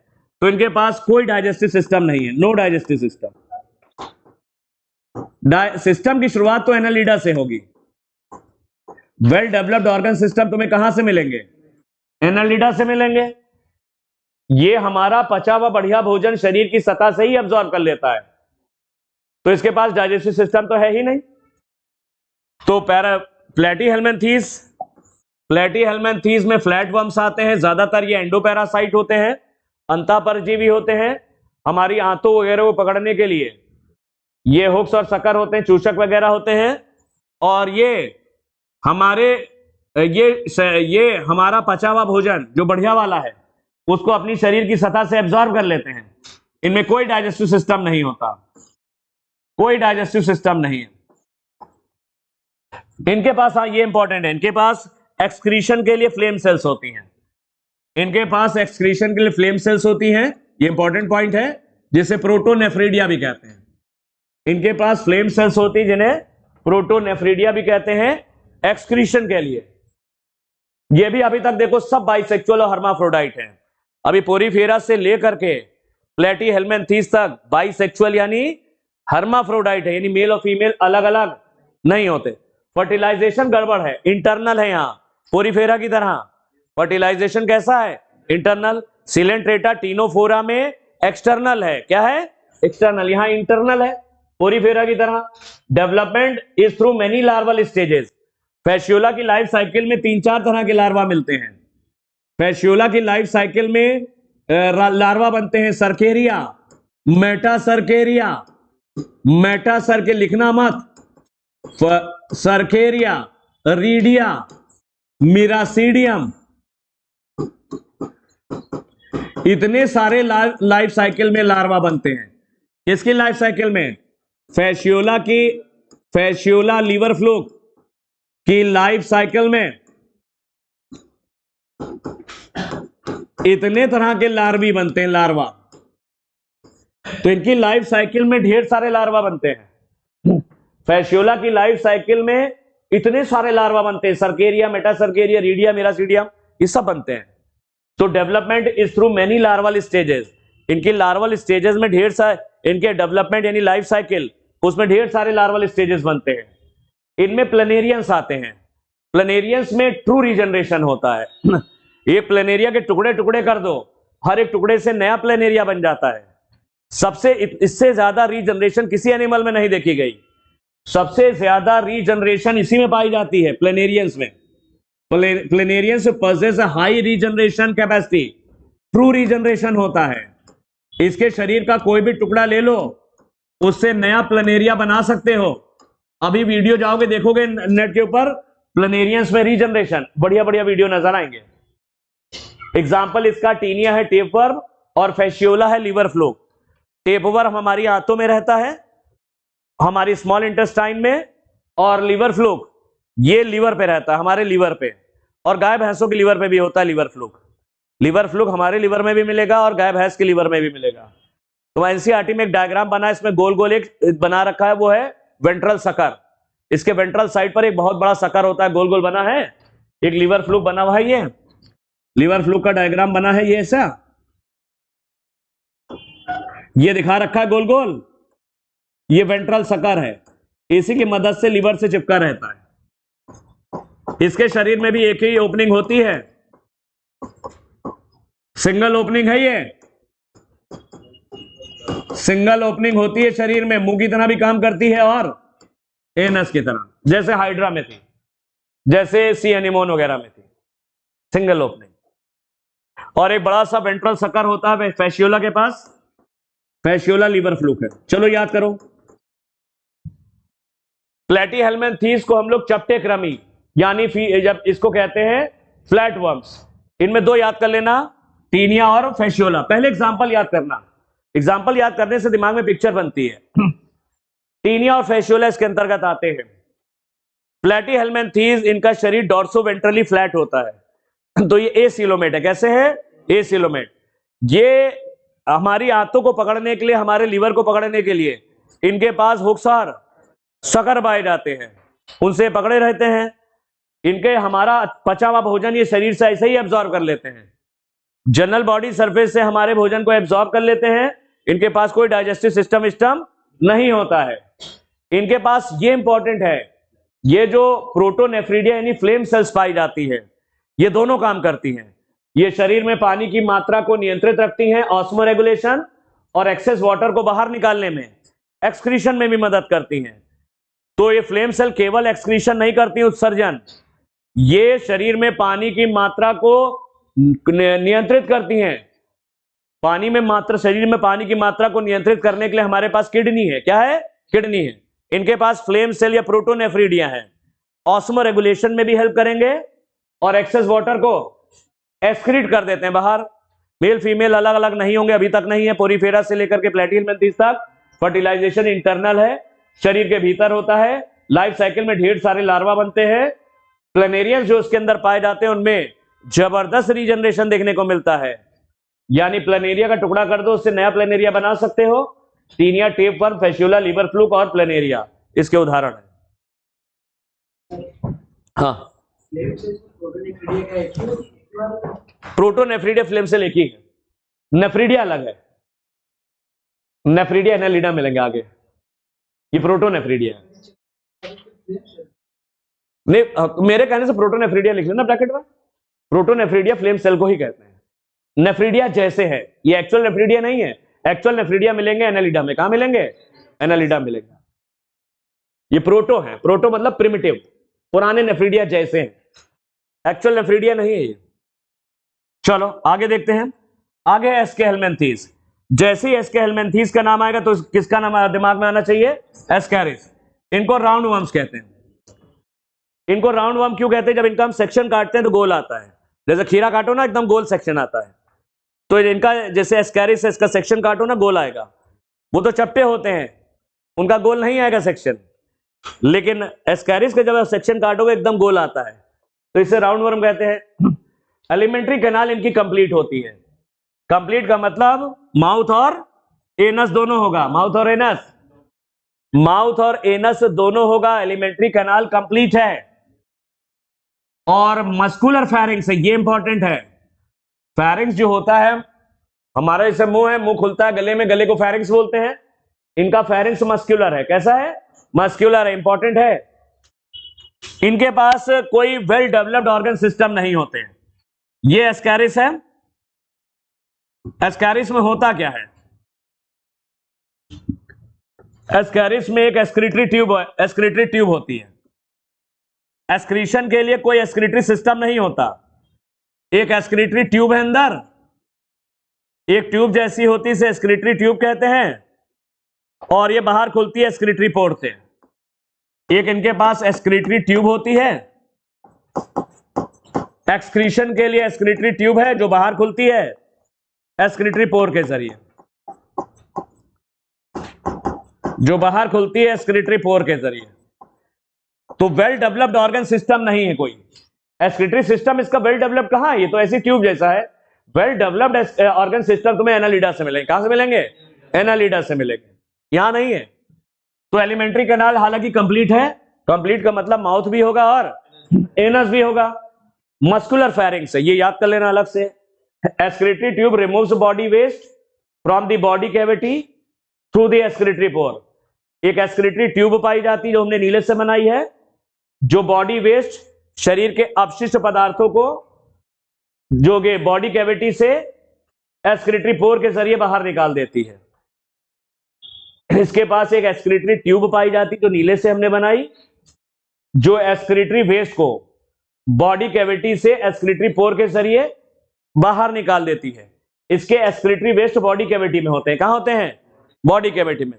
और बॉडी कैविटी से एक्सक्रीटरी वेस्ट को एक्सक्रीटरी पोर के जरिए बाहर। तो इसके पास एक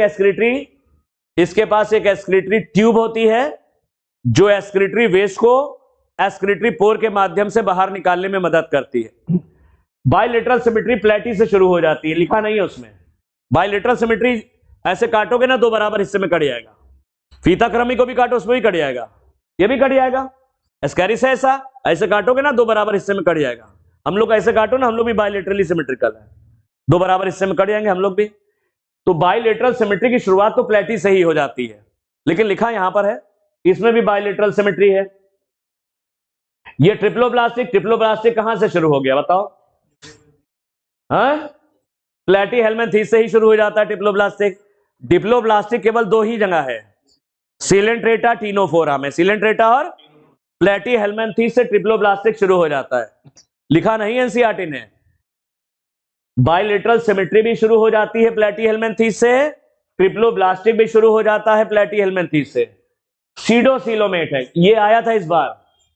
सीडोसिलोमेट है, ये पुरानी फाइल है। सीडोसिलोमेट का मतलब होता है फॉल्स होती है सीलोम। फॉल्स सीलोम का मतलब दोनों तरफ से मेसोडर्म से घिरी नहीं होगी, फॉल्स होती सीलोम। ये आया था इस बार, लेकिन उस तरफ क्लासिफिकेशन वाले पार्ट से हमने लिखा, उधर लिखा है males and females are distinct, यानी मेल और फीमेल अलग अलग होते हैं, बिल्कुल स्पष्ट होते हैं। Male females are separate, male female अलग अलग होते हैं, मेल फीमेल से बिल्कुल अलग दिखता है। इसे कहते हैं सेक्सुअल डायमॉर्फिज्म क्लियर है, यानी मेल और फीमेल को पहचानना आसान है। फीमेल अक्सर बड़ी होती है और मेल अक्सर छोटे होते हैं, और मेल का जो नीचे वाला सिरा होता है वो काफी मुड़ा होता है। मेल को कैसे पहचानोगे? ये पीछे का जो सिरा होता है इनका, इसे काफी मुड़ा और नुकीला होता है। मेल का जो निचला सिरा होता है वो मुड़ा और नुकीला होता है इसे, और यहां पर पीनियल सिटी भी होते हैं, पीनियल सिटी। कर्व्ड, ये कैसा है? कर्व्ड, कर्व्ड इन मेल, और इसमें पीनियल सिटी भी नजर आते हैं मेल के पास।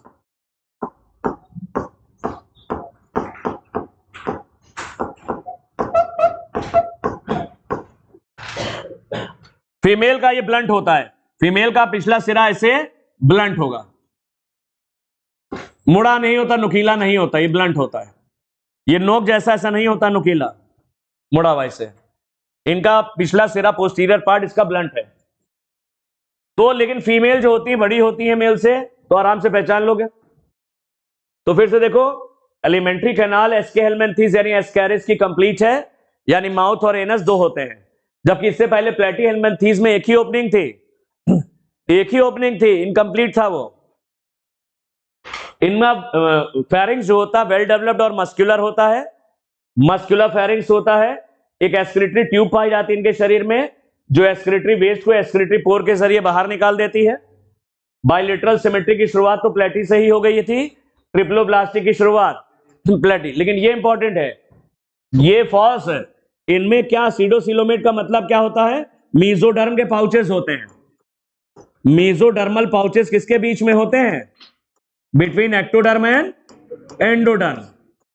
मेसोडर्मल पाउचेस होते हैं between ectoderm and endoderm.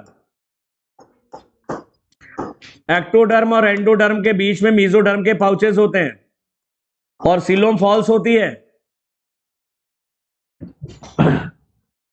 Sexes separate होते हैं। अभी देखो सेक्सेस एक सेपरेट नहीं थे, यहां से सेपरेट हो गए, मेल फीमेल अलग अलग हो गए, यहां से सेक्सेस सेपरेट हुए, यानी डायोशियस होते हैं। अभी तक जितने भी थे मोनोशियस थे, मेल और फीमेल अलग अलग नहीं थे, यहां पर हो गए। यहां पर मेल और फीमेल अलग अलग हैं, डायोशियस हैं। Males and females are distinct, बिल्कुल क्लियर होते हैं, एकदम स्पष्ट होते हैं, पहचानना आसान है। तो सेक्सुअल डायमॉर्फिज्म क्लियर है, मेल और फीमेल को पहचानना आसान है। Often females are longer than males, अक्सर फीमेल मेल से लंबी होती हैं। फर्टिलाइजेशन इंटरनल होता है मादा के शरीर के भीतर, एंड डेवलपमेंट में भी डायरेक्ट और इनडायरेक्ट। डेवलपमेंट डायरेक्ट हो सकता है, एस्कैरिस में डायरेक्ट होता है, क्योंकि एस्कैरिस का लार्वा एडल्ट जैसा दिखता है, तो ये डायरेक्ट हो गया। एस्कैरिस में डायरेक्ट होता है क्योंकि एस्कैरिस का जो रैबिडिटी फॉर्म लार्वा होता है वो बिल्कुल एस्कैरिस जैसा ही दिखता है, तो डेवलपमेंट डायरेक्ट हो गया। लेकिन बाकी एनिमल्स में इनडायरेक्ट है, एस्कैरिस के अलावा बाकी जगह इनडायरेक्ट होता है। एग्जांपल इसके एस्कैरिस है राउंड वर्म, वो चेरेरिया कहते हैं, फाइलेरिया वर्म, फाइलेरिया वर्म से फाइलेरियासिस या एलिफेंटियासिस याद आ रहा है, और एंकाइलोस्टोमा को कहते हैं हुकवर्म। एनसाइक्लोस्टोमेटा या एनसाइक्लोस्टोमा को कहते हैं हुकवर्म। तो फिर से याद करो, इनकी एलिमेंट्री कैनाल कंप्लीट है, माउथ और एनस दोनों होता है इसके हेलमिंथेस में, और मस्कुलर फेरिंग्स है। एलिमेंट्री एक्सक्रीटरी सिस्टम में एक एक्सक्रीटरी ट्यूब होती है जो एक्सक्रीटरी वेस्ट को एक्सक्रीटरी पोर के जरिए बाहर निकालती है। बायलेटरल सिमेट्री है, ट्रिप्लोब्लास्टिक है, बिल्कुल प्लेटी से शुरू हो जाता है। बायलेटरल सिमेट्री तो पहले से शुरू हो गई प्लेटी से, ट्रिप्लोब्लास्टिक भी प्लेटी से शुरू हो गया। मेल फीमेल यहां से अलग हो रहे हैं, इससे पहले सब एक ही था, सारे बाइसेक्सुअल या मोनोशियस थे, सारे बाइसेक्सुअल मोनोशियस थे यहां तक। अब ये क्या है, ये डायोशियस है, यानी मेल फीमेल अलग है। मेल छोटे होते हैं अक्सर, फीमेल लंबी होती। मेल का पिछला सिला मुड़ा और नुकीला होता है और उसमें पीनियल सिटी भी होता है। चलो, फर्टिलाइजेशन मादा के शरीर में होता है, डेवलपमेंट डायरेक्ट होता है स्कैरिस में। स्कैरिस लिख लो, डायरेक्ट है। इसका लार्वा बिल्कुल अडल्ट जैसा दिखता है स्कैरिस का, तो ये डायरेक्ट है और बाकी में इनडायरेक्ट होता है। एस्कैरिस के अलावा बाकी में इनडायरेक्ट है। चलो आगे देखते हैं। एनालिडा, एस्के हेलमिंथेस के एस्कैरिस हो गया, वुचरेरिया, फाइलेरिया वर्म और एनसाइक्लोस्टोमा हुकवर्म। एनालिडा,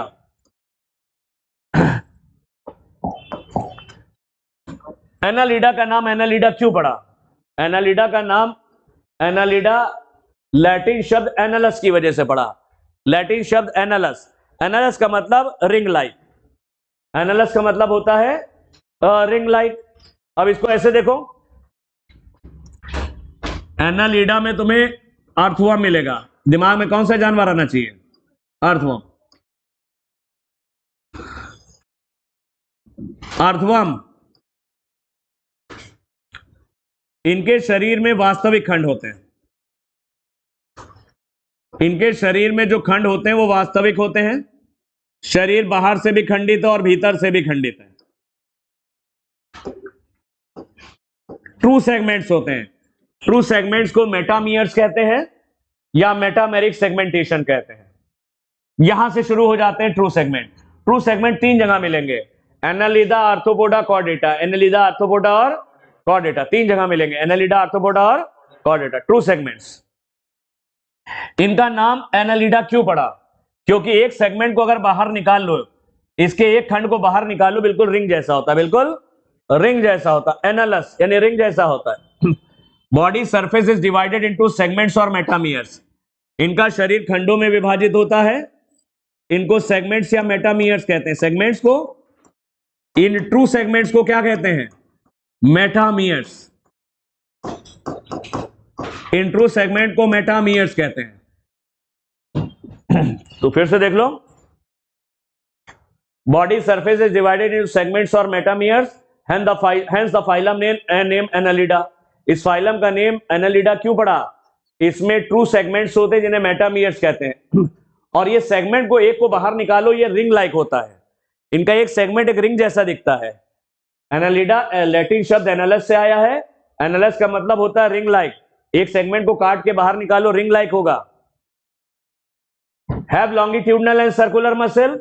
इनके शरीर में दो तरह की मांसपेशियां होती हैं, आगे वाले हिस्से में ज्यादा बेहतर होती हैं। इनके शरीर में दो तरह की मांसपेशियां होती हैं और अगले हिस्से में ज्यादा डेवलप होती हैं। तो कभी भी केचुआ को देखो, आगे वाले हिस्से से ज्यादा जोर लगाता है। ये लॉन्गिट्यूडनल मसल्स हैं, ये सर्कुलर है। तो शरीर में इनके दो तरह की मांसपेशियां होती हैं, लॉन्गिट्यूडनल और सर्कुलर। लॉन्गिट्यूडनल और सर्कुलर मसल्स होती हैं जिनकी मदद से ये जोर लगा के चलता है, और चलने के लिए इसके पास सीटी भी होते हैं। इसके पास सीटी जैसे होते हैं। जब एक केचुए को ऐसे पकड़ को इसको उल्टा करोगे तो यहां पर तुम्हें कुछ छोटे छोटे पैर जैसे दिखते हैं, इनको सीटी कहते हैं। वो अंदर भी चले जाते हैं, बाहर भी निकलते हैं, जो बहुत छोटे छोटे होते हैं। तो सीटी भी हेल्प करते हैं लोकोमोशन में। सीटी होते हैं, सीटी ऑल्सो हेल्प इन लोकोमोशन। सीटी also help in locomotion.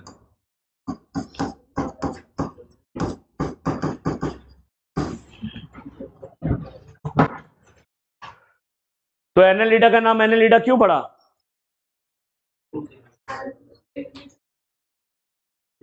Latin word एनालस। एनालस का मतलब रिंग लाइक सेगमेंट। इसके सेगमेंट रिंग लाइक होते हैं। शरीर में दो तरह की मांसपेशियां होती हैं, लॉन्गिट्यूडनल और सर्कुलर। आगे वाले हिस्से में ज्यादा होती हैं, तो ये उन्हीं मांसपेशियों से जोर लगा के बढ़ता है, खिसकता है, क्रॉलिंग करता है। लेकिन ये सीटी भी पाए जाते हैं इनमें। सीटी हेल्प करते हैं लोकोमोशन में। सीटी कहां नहीं होते ऐसा सवाल मिलेगा। सीटी पहले सेगमेंट पे नहीं होते, क्लाइटेलम, इसका ये वाले रीजन कहलाता है क्लाइटेलम। क्लाइटेलम ये ग्लैंडुलर पार्ट होता है, यहां पे कोई सेगमेंट नहीं होते, ये ग्लैंडुलर पार्ट होता है इसका क्लाइटेलम, इसमें खंड नहीं होते। तो सीटी कहां कहां एब्सेंट होते हैं, सवाल तुम्हें गाइड में मिलेगा। सीटी इसके एब्सेंट होते हैं, setae are absent in first, last and clitellar segment.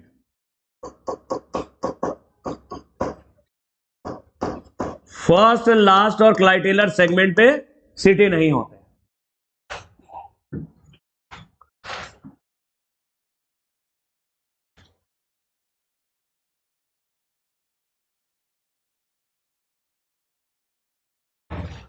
पहले, आखिरी और क्लाइटेलर वाले रीजन में सीटी नहीं होते। चलो आगे देखते हैं। कुछ एनालिड्स पानी में पाए जाते हैं, जैसे नेरीज। नेरीज रैग वर्म है, ये खनखजूरा नहीं है। ये खनखजूरा तो आपको आर्थ्रोपोडा में होगा।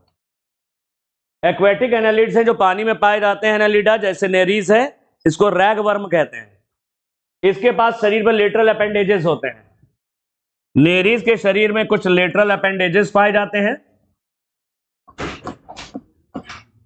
जिनको पैरापोडिया कहते हैं। इनको क्या बोलते हैं? पैरापोडिया। इसको स्विमिंग में मदद करते हैं।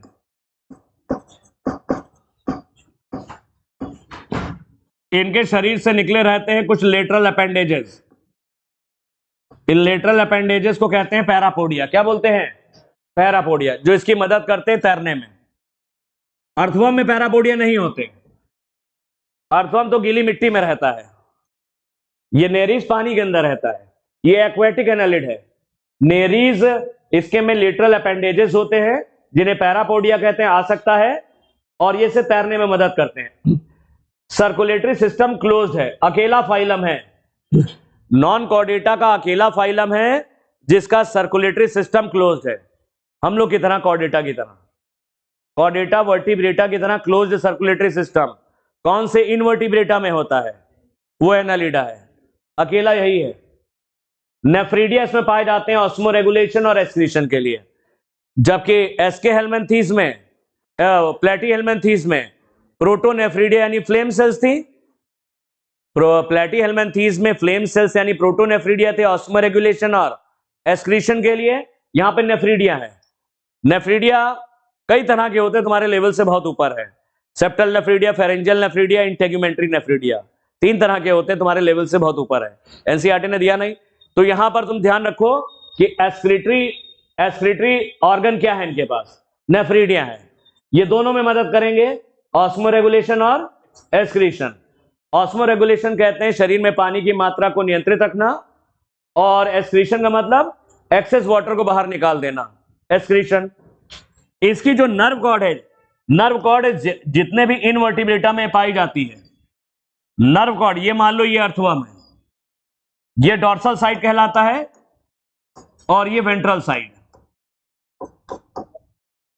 ये डॉर्सल और ये वेंट्रल साइड है। ये जमीन से ऐसे चिपका है, नीचे से जमीन से चिपका रहता है ये।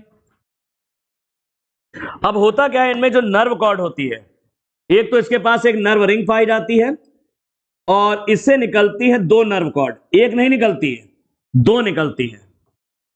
तो इसके पास जो नर्व कॉर्ड है वो डबल है, अंदर से सॉलिड होती है, और वेंट्रल साइड पर है, इधर नहीं है डॉर्सल।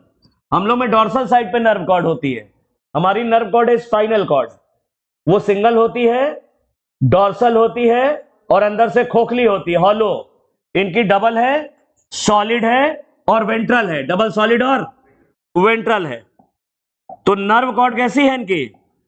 इनकी नर्व कॉर्ड जो है, नर्व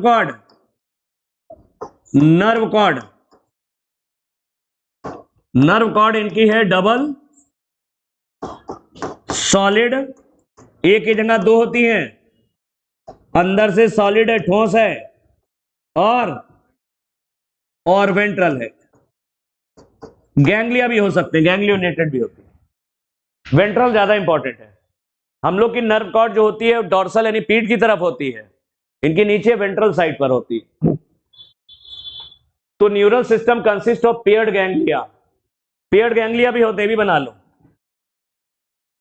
ये जो पेयर्ड गैंग्लिया होते हैं, पेयर्ड गैंग्लिया, और ये कनेक्टिव्स के द्वारा जुड़े रहते हैं। इनके न्यूरल सिस्टम में पेयर्ड गैंग्लिया होते हैं। गैंग्लिया हम पढ़ाएंगे आगे इसके बारे में, गैंग्लिया क्या चीज है। पेयर्ड गैंग्लिया हैं और ये गैंग्लिया जुड़े रहते हैं कनेक्टिव्स के द्वारा।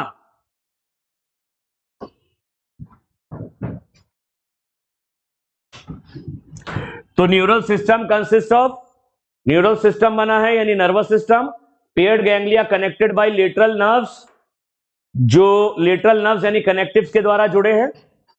पेयर्ड गैंग्लिया हैं, लेटरल नर्व्स यानी कनेक्टिव्स के द्वारा जुड़े रहते हैं to a double ventral nerve cord.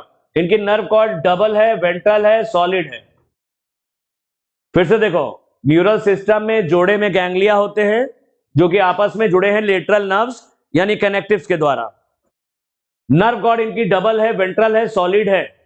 Double ventral और सॉलिड, वेंट्रल साइड पर है, ध्यान रखना। नेरिस यूनिसेक्सुअल होता है, मेल फीमेल अलग अलग होता है, जबकि अर्थवर्म और लीच, लीच कहते हैं जोंक को, अर्थवर्म और लीच मोनोशियस यानी बाइसेक्सुअल होते हैं।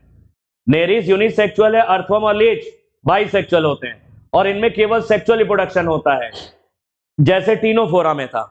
टीनोफोरा, एनालिडा, इकाइनोडर्मेटा सेक्सुअल होता है, केवल सेक्सुअल रिप्रोडक्शन। नेरिस को रैगवर्म कहते हैं, फेरिटीमा अर्थवर्म है, और हिरुडिनेरिया ब्लड सकिंग ईस्ट है, खून चूसने वाली जोंक, ब्लड सकिंग ईस्ट।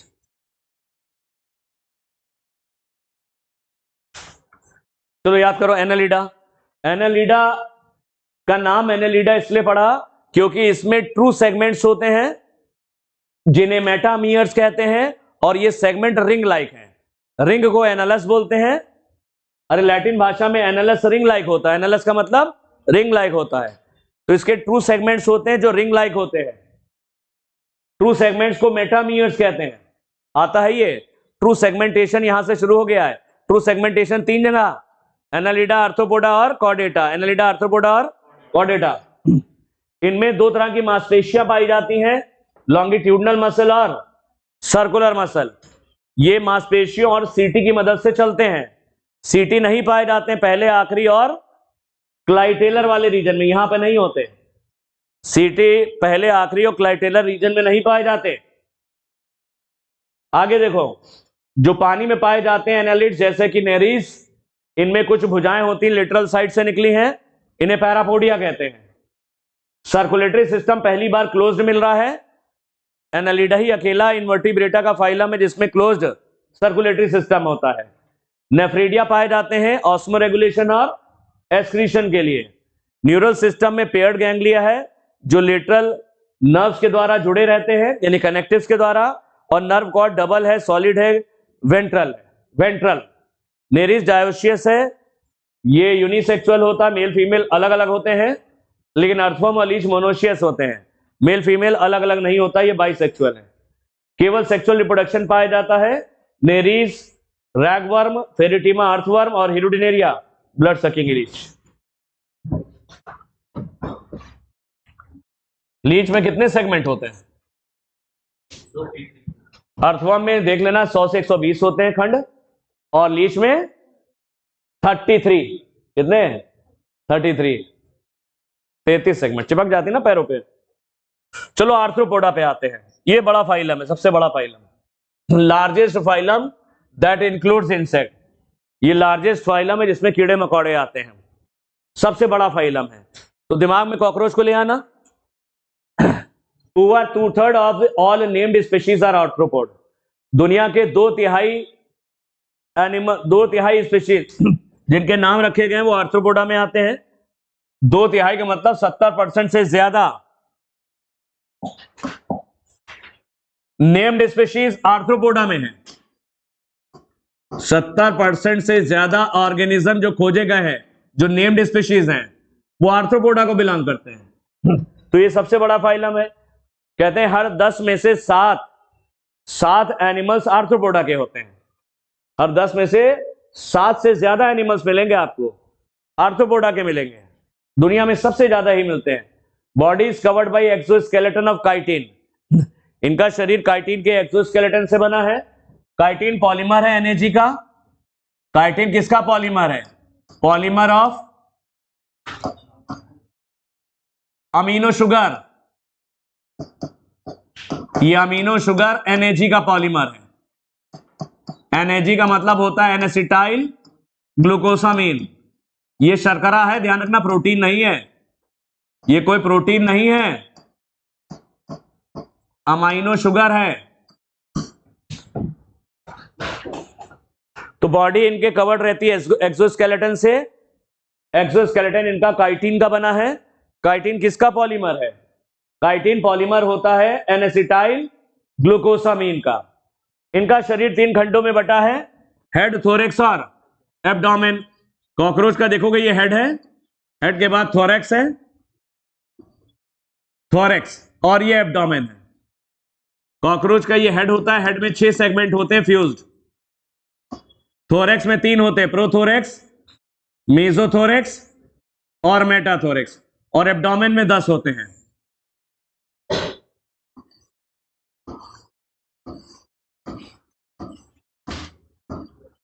शरीर इसका खंडों में विभाजित होता है, हेड, थोरेक्स और एब्डोमेन। थोरेक्स में 3 होते हैं, हेड में 6 होते हैं लेकिन फ्यूज्ड होते हैं, फ्यूज्ड नजर नहीं आते, और एब्डोमेन में 10 होते हैं। तो शरीर में इनमें वास्तविक खंड होते हैं, इसमें 10 होते हैं।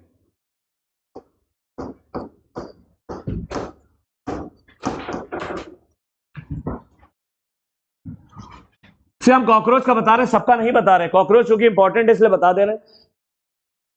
शरीर पर इसके एक्सोस्केलेटन है, एक्सोस्केलेटन काइटिन का बना। काइटिन किसका पॉलीमर है? एनएजी का पॉलीमर है। इसका शरीर 3 हिस्से में बटा, हेड, थोरेक्स और एब्डोमेन। इनका नाम आर्थ्रोपोडा क्यों पड़ा? क्योंकि इनके जो पैर होते हैं उनमें जोड़ होते हैं, 3 जोड़ी पैर निकलते हैं, एक प्रोथोरेक्स से, एक जोड़ी मीजोथोरेक्स से, एक जोड़ी मेटाथोरेक्स से। और ये कैसे पैर हैं? ज्वाइंटेड है। कैसे हैं? ज्वाइंटेड लेग्स होते हैं, इसीलिए नाम पड़ गया आर्थ्रोपोडा। इनका नाम आर्थ्रोपोडा क्यों पड़ा? इनके पैर कैसे हैं? ज्वाइंटेड अपेंडेजेस हैं। आर्थ्रोस का मतलब ज्वाइंट होता, पोडा का मतलब अपेंडेजेस, तभी से नाम पड़ गया आर्थ्रोपोडा। ज्वाइंटेड अपेंडेजेस होते हैं, पैरों में जोड़ होते हैं। को इतना पहले याद करो, आर्थ्रोपोडा लार्जेस्ट फाइलम है, दुनिया के सबसे ज्यादा जो ऑर्गेनिज्म है इसी को बिलोंग करते हैं। कहते हैं 2/3 नेम्ड स्पीशीज, 2/3 मतलब 70% से ज्यादा जिन स्पीशीज को खोजा गया उनमें आर्थ्रोपोडा है 70% से ज्यादा। एक्सोस्केलेटन, कॉकरोच का एक्सोस्केलेटन किस चीज से कवर्ड है? काइटिन से। काइटिन किसका पॉलीमर है? एनएजी का, एनेसिटाइल ग्लूकोसामीन। शरीर कितने हिस्सों में बटा है? हेड, थोरेक्स और एब्डोमेन। इनके अपेंडेजेस ज्वाइंटेड हैं, ज्वाइंटेड अपेंडेजेस की वजह से नाम पड़ गया आर्थ्रोपोडा। आर्थ्रोस का मतलब ज्वाइंट और पोडा का मतलब अपेंडेजेस। चलो नेक्स्ट आओ। रेस्पिरेटरी ऑर्गन्स गिल्स होते हैं। गिल्स मिलेंगे प्रॉन यानी झींगा में, प्रॉन यानी झींगा में गिल्स होते हैं। झींगा गिल्स के जरिए सांस लेता है। वो गिल्स मिलेंगे क्रैब में, लिमुलस, किंग क्रैब, वो गिल्स होते हैं। क्या होते हैं? केकड़ा, केकड़ा, केकड़ा में बुक गिल्स। बुक लंग्स होते हैं बिच्छू में, स्कॉर्पियन में। स्कॉर्पियन में सांस लेने के लिए बिच्छू में क्या है? बुक लंग्स होते हैं। स्कॉर्पियन कहते हैं बिच्छू को। और ट्रैकियल सिस्टम पाया जाता है कॉकरोच में। कॉकरोच में सांस लेने के लिए ढेर सारे ट्रैकिया होते हैं, हम लोग के ट्रैकिया जैसे, तो उनके पास ढेर सारे होते हैं ट्रैकियल सिस्टम। ट्रैकियल सिस्टम बनाते हैं ट्रैकिया मिलके। तो रेस्पिरेटरी ऑर्गन्स इनके गिल्स होते हैं। गिल्स मिलेंगे झींगा में, प्रॉन में। बुक गिल्स मिलेंगे क्रैब यानी केकड़ा में। बुक लंग्स मिलेंगे स्कॉर्पियन यानी बिच्छू में। और ट्रैकियल सिस्टम, ढेर सारे ट्रैकिया मिलके बनाते हैं ट्रैकियल सिस्टम कॉकरोच में। सर्कुलेटरी सिस्टम ओपन है भैया, क्लोज्ड सर्कुलेटरी सिस्टम एक ही जगह है। वो एनालिडा यहां भी ओपन होगा। सेंस ऑर्गन में एंटीना है, और एक कॉकरोच के पास एंटीना ऐसे होते हैं, दो बड़े बड़े ऐसे निकले रहते हैं ना इसके, जिनसे ये छू के टच करके पता लगाता है एंटीना से। तो ये सेंस ऑर्गन है, एंटीना से सेंस कर लेता है क्या चीज है आगे। सेंस ऑर्गन इसके क्या है, एंटीना। एंटीना के अलावा आईज है, आईज देखने के लिए है। और कौन सी आईज होती हैं, कंपाउंड आईज। कंपाउंड आईज होती हैं देखने के लिए। ढेर सारे लेंस होते हैं। कॉकरोच की एक आंख के अंदर 2000 लेंस होते हैं। कंपाउंड आई, हम लोग के एक ही लेंस होता है। कंपाउंड आई होती है देखने के लिए। सिंपल आई भी होती है। सिंपल आई को ऑसिलस बोलते हैं, वो फोटो रिसेप्टर है। बाहर कितनी रोशनी है ये पता लगाने के लिए सिंपल आई भी होती है। ये केवल इतना पता लगा सकती है बाहर उजाला या अंधेरा है, ये फोटो रिसेप्टर है। देखने के लिए ये वाली आंख है कंपाउंड आई, और बाहर कितना प्रकाश है फोटो रिसेप्टर, उसको पता लगाने के लिए सिंपल आई होती है। लेकिन बैलेंसिंग के लिए, शरीर को बैलेंस करने के लिए स्टेटोसिस कर लो, ये आया नहीं अभी तक, आने वाला है स्टेटोसिस, इनमें बैलेंसिंग ऑर्गन है। हालांकि स्टेटोसिस सीलेंट्रेटा में भी होते हैं, जेलीफिश में होते हैं स्टेटोसिस, बैलेंसिंग ऑर्गन। फिर से देखो, रेस्पिरेटरी ऑर्गन्स इनमें गिल्स हैं, जैसे प्रॉन में, झींगा में वो गिल्स हैं, क्रैब यानी केकड़ा में बुक लंग्स हैं, स्कॉर्पियन यानी बिच्छू में, और ट्रैकियल सिस्टम सांस लेने के लिए है कॉकरोच में। सर्कुलेटरी सिस्टम ओपन होना ही है, केवल एक ही जगह है क्लोज, एनालिडा में। सेंस ऑर्गन इसके एंटीना है जिससे छू के पता लगाता है। आईज इसकी देखने के लिए, दो तरह की आंखें, कंपाउंड देखने के लिए और सिंपल वाली आई आंख को ऑसिलस बोलते हैं, ऑसिलस। सिंपल आईज ऑसिलस है, फोटो रिसेप्टर होती है। फोटो रिसेप्टर का मतलब बाहर कितनी रोशनी है ये पता लगाने के लिए। बैलेंसिंग ऑर्गन इनके पास होते हैं स्टैटोसिस्ट। एक्सक्रीशन इनमें मैल्पिघन टिब्यूल्स के द्वारा होता है। कॉकरोच में मैल्पिघन टिब्यूल्स कहां पाए जाते हैं बताओ? मिड गट और हाइंड गट के बीच में होते हैं, 100 से 150 होते हैं, पीले कलर के होते हैं। पता नहीं, कॉकरोच पढ़ाओ तो याद होगा। तो मैल्पिघन टिब्यूल इनके एक्सक्रीटरी ऑर्गन्स हैं, मिड गट और हाइंड गट के जोड़ पे होते हैं कॉकरोच में। कॉकरोच में मिड गट यहां खत्म हो रही है, हाइंड गट यहां शुरू हो रही है। वहां पर होंगे पतले धागे जैसे होते हैं, 100 से 150 होते हैं और येलो कलर के होते हैं। सेक्सेस आर सेपरेट, डायोशियस होते हैं। मेल कॉकरोच अलग है, फीमेल कॉकरोच अलग है। मेल कॉकरोच के 9th एब्डोमिनल सेगमेंट में मेल में एनल स्टाइल होते हैं, anal style in males. Anal style होते हैं मेल में, फीमेल में नहीं होते। हालांकि 10वें सेगमेंट पर होते हैं एनल सर्काई, वो मेल फीमेल दोनों में होते हैं और ये ज्वाइंटेड होते हैं। एनल सर्काई दोनों में होते हैं। कॉकरोच में एनल सर्काई हमने बताएंगे both in male and female, 10वें खंड पर होते हैं। Both in male and female, male female दोनों में होते हैं। एनल स्टाइल केवल मेल में होते हैं। तो मेल और फीमेल को पहचानना आसान है। चलो फिर से देखते हैं, यहां से सर्कुलेटरी सिस्टम ओपन टाइप का है। सेंस ऑर्गन में एंटीनी है, आईज है कंपाउंड और सिंपल आईज मतलब ऑसिलस। बैलेंसिंग ऑर्गन क्या है? स्टैटोसिस्ट बैलेंसिंग ऑर्गन है, शरीर को बैलेंस करने के लिए। मैल्पिघन टिब्यूल एक्सक्रीटरी ऑर्गन है। तो फ्लेम सेल कहां थी excretory organ? Platyhelminthes, nephridia, Annelida में। और मैल्पिघन टिब्यूल्स आर्थ्रोपोडा के एक्सक्रीटरी ऑर्गन है। प्लेटीहेलमिन्थेस में फ्लेम सेल्स यानी प्रोटोनेफ्रिडिया, एस्केहेलमिन्थेस में एक्सक्रीटरी ट्यूब विद एक्सक्रीटरी पोर, फिर इसके बाद एनालिडा में नेफ्रिडिया और आर्थ्रोपोडा में मैल्पिघन टिब्यूल। ये सब एक्सक्रीटरी ऑर्गन है। सेक्सेस अलग अलग है, मेल और फीमेल कॉकरोच अलग अलग होते हैं, यूनिसेक्सुअल है। फोटो लेना ले लो, हट रहा है। फर्टिलाइजेशन मादा के शरीर के भीतर होता है, इंटरनल है। ये चार्ट कंपैरिजन बनाओगे तब याद हो जाएगा जो हमने लेक्चर दिया है। मोस्टली ओविपेरस से अंडा देते हैं, ये अंडे देते हैं, ओविपेरस होते हैं।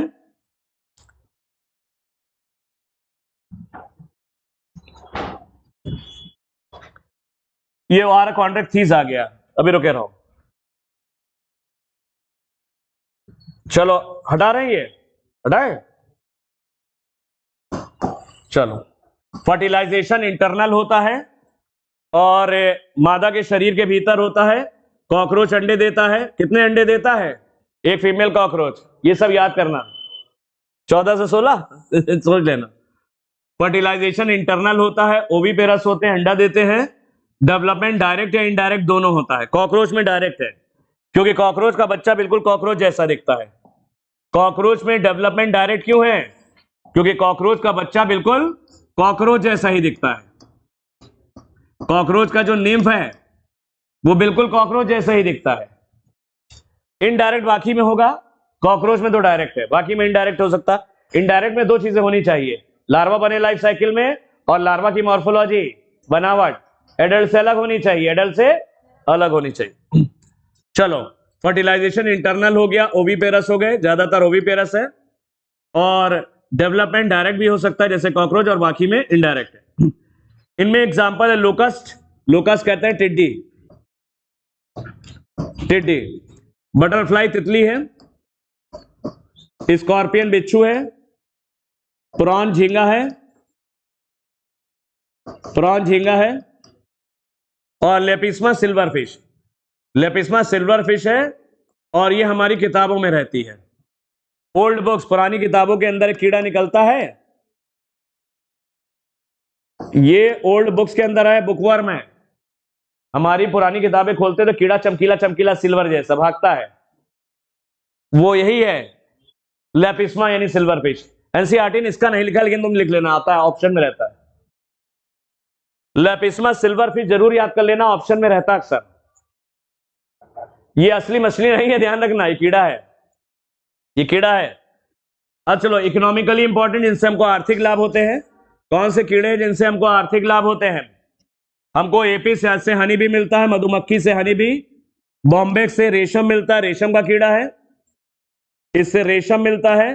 और लेसिफर से लाख मिलती है, लाख। चूड़ियां उड़ियां बनती हैं, बनारस साइड पर लाख को गला करके कड़े वड़े बनते हैं, अमीनाबाद में बहुत बिकते हैं।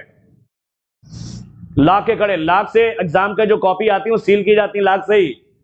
लाख की लाल लाल सील होती है, ऐसे गर्म करके बंद कर देते हैं कॉपी। तो इकोनॉमिकली इंपॉर्टेंट है, जिनसे हमको आर्थिक लाभ होते हैं। एपिस मधुमक्खी है, शहद मिलता है। बॉम्बेक्स रेशम का कीड़ा है, रेशम मिलता है। और लेसिफर से लाख मिलता है। वेक्टर्स है जो बीमारियों के वाहक हैं। एनोफिलीज मलेरिया को फैलाता है, क्यूलेक्स फाइलेरिया को फैलाता है, एडीज डेंगू और चिकनगुनिया को फैलाता है।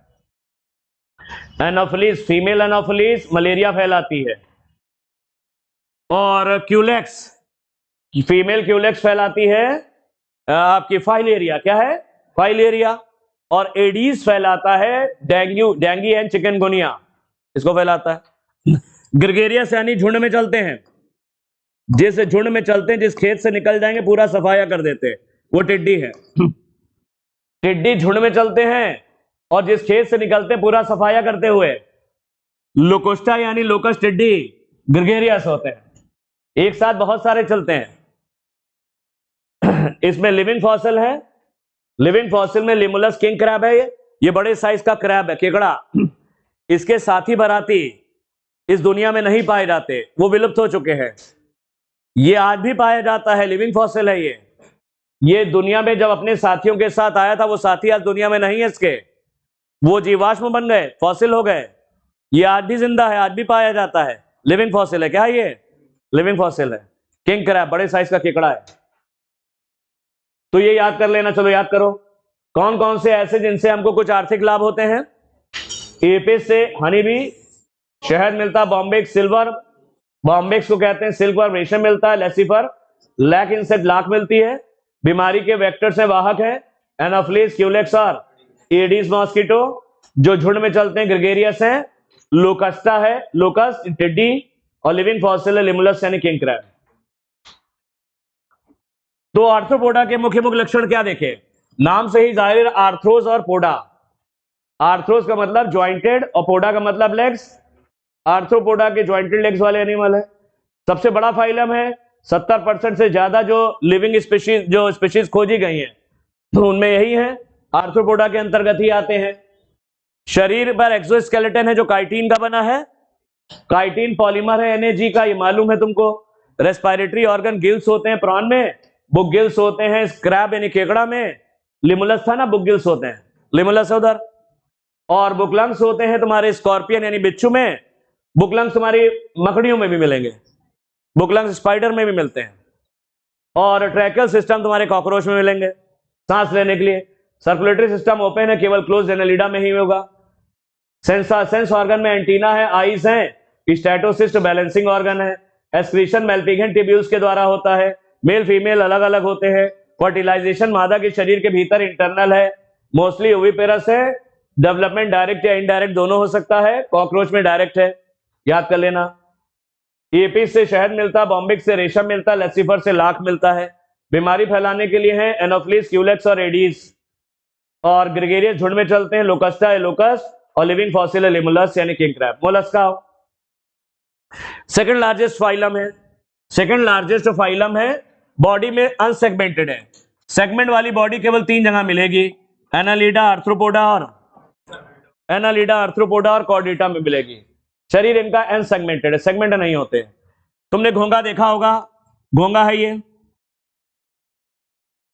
इनके शरीर पर एक कवच होता है, इनका शरीर कैल्शियम कार्बोनेट के कवच से ढका रहता है, कवर्ड रहता है। इनके शरीर पर एक कैल्शियम कार्बोनेट का कवच पाया जाता है। शरीर पर कैल्शियम कार्बोनेट का कवच होता है। स्नेल यानी घोंगा। तो सेकंड लार्जेस्ट फाइलम आर्थ्रोपोडा के बाद इसी का नंबर आता है, सेकंड लार्जेस्ट है। Body is covered by a calcareous shell, body के ऊपर कवर्ड किससे है, कैलकेरियस यानी कैल्शियम कार्बोनेट का शेल होता है। शरीर कैल्शियम कार्बोनेट के शेल से कवर्ड रहता है एंड इज अनसेगमेंटेड। अरे सेगमेंट केवल 3 ही जगह है, एनालिडा, आर्थ्रोपोडा और Chordata, with a distinct head. इनके पास एक हेड होता है, ये हेड है, इनके पास एक स्पष्ट होता है हेड, ये हेड है। ध्यान सुनना, ये क्लियर नहीं हो पाता है। इनके पास एक हेड है, मस्कुलर फुट है, ये फुट है, मांसपेशियों का बना हुआ फुट है, फुट यहां से यहां तक फुट है। और तीसरी एक चीज इनके पास है विसरल हम्प। इधर देखो, एक कुबड़ होता है, कुबड़, ये जा रहा कुबड़, इसको कहते हैं विसरल हम्प। ये क्या है, विसरल हम्प। तो हेड है, फुट है और हम्प है, विसरल हम्प। इसको विसरल हम्प क्यों कहते हैं, क्योंकि इसके अंदर होते हैं इसके विसरल ऑर्गन। इसका विसरा यानी आंतें होती हैं, यहां पर इसके अंदर होती हैं, इसके अंदर इसकी आंतें होती हैं, विसरा, इसलिए नाम पड़ गया विसरल हम्प। अब ध्यान से सुनना, इस विसरल हम्प के ऊपर एक स्किन का फोल्ड होता है, इस विसरल हम्प के ऊपर एक स्किन का फोल्ड होता है। इस स्किन के फोल्ड को मेंटल कहते हैं। स्किन के फोल्ड को क्या कहते हैं, इसको मेंटल कहते हैं, इसको मेंटल कहते हैं। विसरल हम्प के ऊपर स्किन का एक फोल्ड होता है, इस स्किन के फोल्ड को मेंटल कहते हैं। विसरल हम्प और मेंटल के बीच में कैविटी बन जाती है, ये कैविटी हमने छोटी सी बनाई है। विसरल हम्प ये हो गया कुबड़, और ये मेंटल हो गया कि स्किन का फोल्ड, ये इनके बीच में कैविटी बन जाती है, इसको मेंटल कैविटी कहते हैं। इसको क्या कहते हैं, इसको कहते हैं मेंटल कैविटी। और इस मेंटल कैविटी के अंदर फेदर लाइक विंग्स होते हैं, इसको हम अलग से बना दे रहे हैं इधर। इस मेंटल कैविटी के अंदर कुछ पंख जैसे फेदर लाइक विंग्स होते हैं, फेदर लाइक गिल्स होते हैं, सॉरी। इनके अंदर इस मेंटल कैविटी के अंदर, इस मेंटल कैविटी के अंदर फेदर लाइक गिल्स होते हैं, चिड़िया के पंख जैसे गिल्स होते हैं।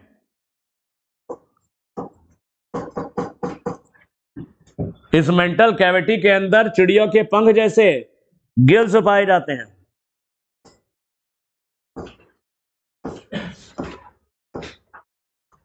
फिर से देखो, a soft is body is covered by a calcareous shell. इतना समझ में आया, नीला वाला जो बनाया ये समझ में, थोड़ा याद नहीं होता ये।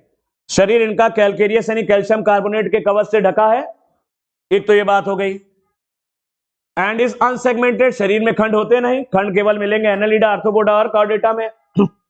इनके पास एक डिस्टिंक्ट हेड है, ये हेड है, हेड के पास टेंटिकल्स भी होते हैं, हेड के पास क्या है, टेंटिकल्स भी होते हैं, सेंसरी टेंटिकल्स होते हैं, इससे छू के पता लगाता है, ये सेंसरी टेंटिकल्स है। चलो, हेड हो गया, मस्कुलर फुट, ये फुट हो गया, और एक कुबड़ है, ये कुबड़ क्या कहलाता है, विसरल हम। हम का मतलब कुबड़ होता है, इसके अंदर विसरल ऑर्गन आते आते रहती हैं, तो नाम पड़ गया विसरल हम।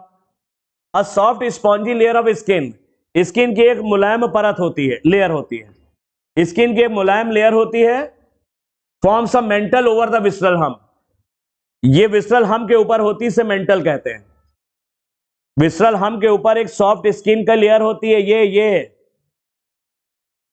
अ सॉफ्ट एंड स्पॉन्जी, स्पॉन्जी का मतलब ऐसे दबेगी, a soft and spongy layer of skin forms a mantle over the visceral hump, visceral hump के ऊपर, ओवर का मतलब ऊपर, सॉफ्ट और स्पॉन्जी लेयर पाई जाती है। इस विसरल हम के ऊपर एक सॉफ्ट और स्पॉन्जी लेयर होती है, इस सॉफ्ट और स्पॉन्जी लेयर को मेंटल कहते हैं, मेंटल।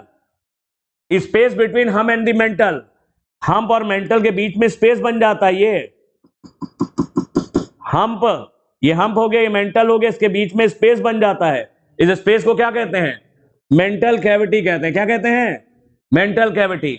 इनमें फेदर लाइक गिल्स होते हैं, पंख जैसे गिल्स, और ये गिल्स दो काम करते हैं, गिल्स है रेस्पिरेशन और एक्सक्रीशन, ये आएगा, लगाओ 2 स्टार, ये रेस्पिरेशन और एक्सक्रीशन दोनों में मदद करते हैं।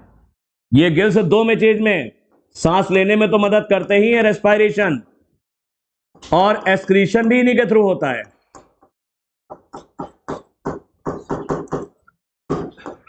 ये रेस्पिरेशन और एक्सक्रीशन दोनों में हेल्प करते हैं। मुंह के पास इनके एक आरी जैसा ऑर्गन होता है, ये मुंह है, मुंह के पास एक आरी जैसा ऑर्गन होता है, रेस्पिंग, रेस्पिंग ऑर्गन को कहते हैं खुरसने के लिए। ये पत्थरों पे जो काई जमा रहती है उसको खुरसता है, खुरसने के लिए एक रेस्पिंग लाइक आरी जैसा ऑर्गन होता है, जिसे रेड्यूला कहते हैं। जिसे क्या बोलते हैं, मुंह के पास होता है खुरसने वाला organ, mouth contains a file like respiring, respiring का मतलब खुरसने वाला। ये पत्थर पे जो काई जमा रहती है उसमें खुरसने वाला ऑर्गन होता है फीडिंग के लिए, इसे रेडुला कहते हैं। इसे क्या कहते हैं, तो मुंह के पास क्या पाया जाता है, रेडुला। ये आरी या फाइल जैसा होता है, आरी या फाइल जैसा होता है, पत्थर पे जो काई जमा है उसको खुरसने के लिए, खुरसने वाले ऑर्गन को कहते हैं रेस्पिंग, रेस्पिंग खुरसने वाला ऑर्गन है, ये फीडिंग के लिए होता है, इसको रेडुला बोलते हैं। मेल और फीमेल अलग अलग होते हैं, जैसे नेरीज में था, ये डायोशियस होता है, जैसे कॉकरोच भी डायोशियस है, ये भी डायोशियस है। मेल फीमेल अलग अलग है, ओविपेरस अंडा देते हैं, और डेवलपमेंट इनडायरेक्ट है। इनडायरेक्ट का मतलब लार्वा बनेगा और लार्वा की शक्ल सूरत एडल्ट से अलग होगी। तो देख लो, इनके शरीर के 3 पार्ट होते हैं। इनका शरीर किससे कवर्ड है, कैल्शियम कार्बोनेट के कवच से कवर्ड है। शरीर के 3 पार्ट है, हेड, मस्कुलर फुट, और ये कुबड़, विसरल हम। विसरल हम के ऊपर सॉफ्ट और स्पॉन्जी स्किन का एक फोल्ड है, इसे मेंटल कहते हैं। विसरल हम और मेंटल के बीच में कैविटी तैयार हो जाती है, इसको मेंटल कैविटी कहते हैं, जिसमें फेदर लाइक गिल्स होते हैं। इन फेदर लाइक गिल्स के 2 काम है, रेस्पिरेशन और एक्सक्रीशन, इसमें मदद करते हैं। मुंह के पास एक फाइल जैसा रेस्पिंग ऑर्गन है, खुरसने वाला ऑर्गन, पत्थर की काई को खुरसने के लिए रेडुला है। क्या है, रेडुला। रेडुला बहुत इंपॉर्टेंट, और मेंटल कैविटी बहुत इंपॉर्टेंट, बहुत ज्यादा। मेल फीमेल अलग अलग होते हैं, सेक्सेस अलग हैं, डायोशियस यानी यूनिसेक्सुअल है, ओविपेरस अंडा देते हैं, डेवलपमेंट इनडायरेक्ट है, लार्वा बनेगा, लार्वा की शक्ल सूरत एडल्ट से फर्क होगी। पाइला इसमें आएगा एप्पल स्नेल, पिंकटाडा आता है पर्ल ऑयस्टर, मोती वाला सीप। पर्ल ऑयस्टर का मतलब जिसमें से मोती निकलता है, मोती वाला सीप, पर्ल ऑयस्टर। पाइला कहते हैं घोंगा, घोंगा जो हमने बनाया घोंगा है। पाइला एप्पल स्नेल है, और पिंकटाडा पर्ल ऑयस्टर है, सीपिया है कटल फिश, ये सब नकली मछलियां हैं, मछली थोड़ी ना कोई है। लोलिगो स्क्विड है, और ऑक्टोपस डेविल फिश है, शैतानी मछली, असली मछली ये भी नहीं है। एप्लीसिया सी हेयर है, हेयर कहते हैं खरहा, खरगोश, समुद्री खरगोश, एप्लीसिया। डेंटेलियम टस्क शेल है और कीटोप्ल्यूरा काइटॉन है, ढेर सारे इसमें है। तो पाइला एप्पल स्नेल है, पिंकटाडा पर्ल ऑयस्टर है, सीपिया कटल फिश है, लोलिगो स्क्विड है, ऑक्टोपस डेविल फिश है, एप्लीसिया सी हेयर है, डेंटेलियम टस्क शेल है और कीटोप्ल्यूरा काइटॉन है, कीटोप्ल्यूरा काइटॉन है। फोटो ले लो।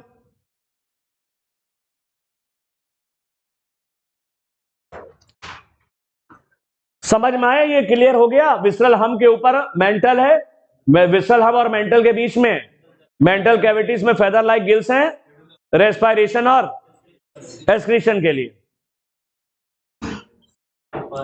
मुंह के पास एक रेस्पिंग ऑर्गन है, आरी जैसा खुरचने के लिए, रेडुला है। इकाइनोडर्मेटा बहुत छोटा सा फाइलम है, इनमें एक एंडोस्केलेटन होता है। इकाइनोडर्मेटा का नाम आए तुम स्टारफिश को दिमाग में सोच लेना। इकाइनोडर्मेटा इनका एंडोस्केलेटन है। कैलकेरियस ऑसिकल छोटी छोटी कैल्शियम कार्बोनेट की हड्डियों से बना है, छोटी हड्डियों को ऑसिकल कहते हैं, छोटी हड्डियों को ऑसिकल्स कहते हैं। इनके एक एंडोस्केलेटन होता है, एक्सो नहीं है, एंडोस्केलेटन है। कैलकेरियस ऑसिकल छोटी छोटी कैल्शियम कार्बोनेट की हड्डियों से बना है। जब इनको आप छूते हो ना, इनका एंडोस्केलेटन खाल के नीचे होता है। जब छुओगे तो ये बिल्कुल लगता है कांटे कांटे जैसे हैं, ये हड्डियां कांटों जैसी प्रतीत होती हैं। तो इनका नाम ही पड़ गया इकाइनोडर्मेटा, स्पाइनी बॉडीड। अरे भैया स्टारफिश को अगर छुओगे ना तो इसकी जो हड्डियां होती है खाल के नीचे, एंडोस्केलेटन, वो ऐसी लगती है जैसे कांटे कांटे हैं जब इनको छुओगे। तो इनको स्पाइनी बॉडीड, एकीन कहते हैं स्पाइन को, एकीन कहते हैं स्पाइन को। डर्मेटा का मतलब जो स्किन के नीचे है, डर्मा स्किन, स्किन के नीचे एंडोस्केलेटन है, छोटी छोटी हड्डियों से बना है। छूने पर ये हड्डियां कांटे जैसी लगती हैं, तो इनको स्पाइनी बॉडीड एनिमल्स कहते हैं। बाहर नहीं होते कांटे, खाल के अंदर ही होते, नीचे होते हैं। एक्सक्लूसिवली मराइन में हमने 4 बताए, एक्सक्लूसिवली मराइन में 3 बताए, टीनोफोरा, इकाइनोडर्मेटा और आगे एक और बताएंगे, हेमिकॉर्डेटा। एक्सक्लूसिवली मराइन होते हैं। टीनोफोरा, इकाइनोडर्मेटा और हेमिकॉर्डेटा एक्सक्लूसिवली मराइन है, 100% समुद्र के खारे पानी में होते हैं। डाइजेस्टिव सिस्टम कंप्लीट है, माउथ और एनस दोनों मिलेगा। माउथ, हाँ ये माउथ इसका नीचे की तरफ है, माउथ इसका जमीन की ओर होता है, लोअर, और इसका एनस आसमान की ओर होता है। ये याद कर लेना, अलग है, इसमें ही होता है। माउथ इसका वेंट्रल यानी नीचे है, जमीन की तरफ, मुंह जमीन की ओर, और अवस्कर द्वार एनस आसमान की ओर ऊपर है। मोस्ट इंपॉर्टेंट फीचर ये याद कर लेना, इस साल आया था ये, नीट 2025 का सवाल है। इनका सबसे इंपॉर्टेंट फीचर है वेस्कुलर, वाटर वेस्कुलर सिस्टम। जैसे पोरीफेरा का कैनाल सिस्टम है, इनके पास है water vascular system. Water vascular system के 3 काम है, इस याद जरूर कर लेना, फिर आ सकता है दोबारा। लोकोमोशन, ये लोकोमोशन में हेल्प करता है। Capture and transport of food, भोजन को पकड़ने, उसको आगे भेजने में। और रेस्पिरेशन में कैसे करता है, इसके लिए अलग से पूछना चाहो अलग से बता सकते हैं इनके काम, अभी याद कर लो ऐसे। सबसे इंपॉर्टेंट फीचर इकाइनोडर्मेटा का क्या, एक तो इकाइनोडर्मेटा का स्पाइनी बॉडीड है, छोटी छोटी हड्डियों का एंडोस्केलेटन है, छूने से बिल्कुल कांटों जैसे दिखते हैं। तो ये स्पाइनी बॉडीड एनिमल्स हैं, 100% समुद्र के पानी में है, और डाइजेस्टिव सिस्टम कंप्लीट है, लेकिन मुंह नीचे की ओर है, वेंट्रल, और एनस ऊपर की ओर होता है।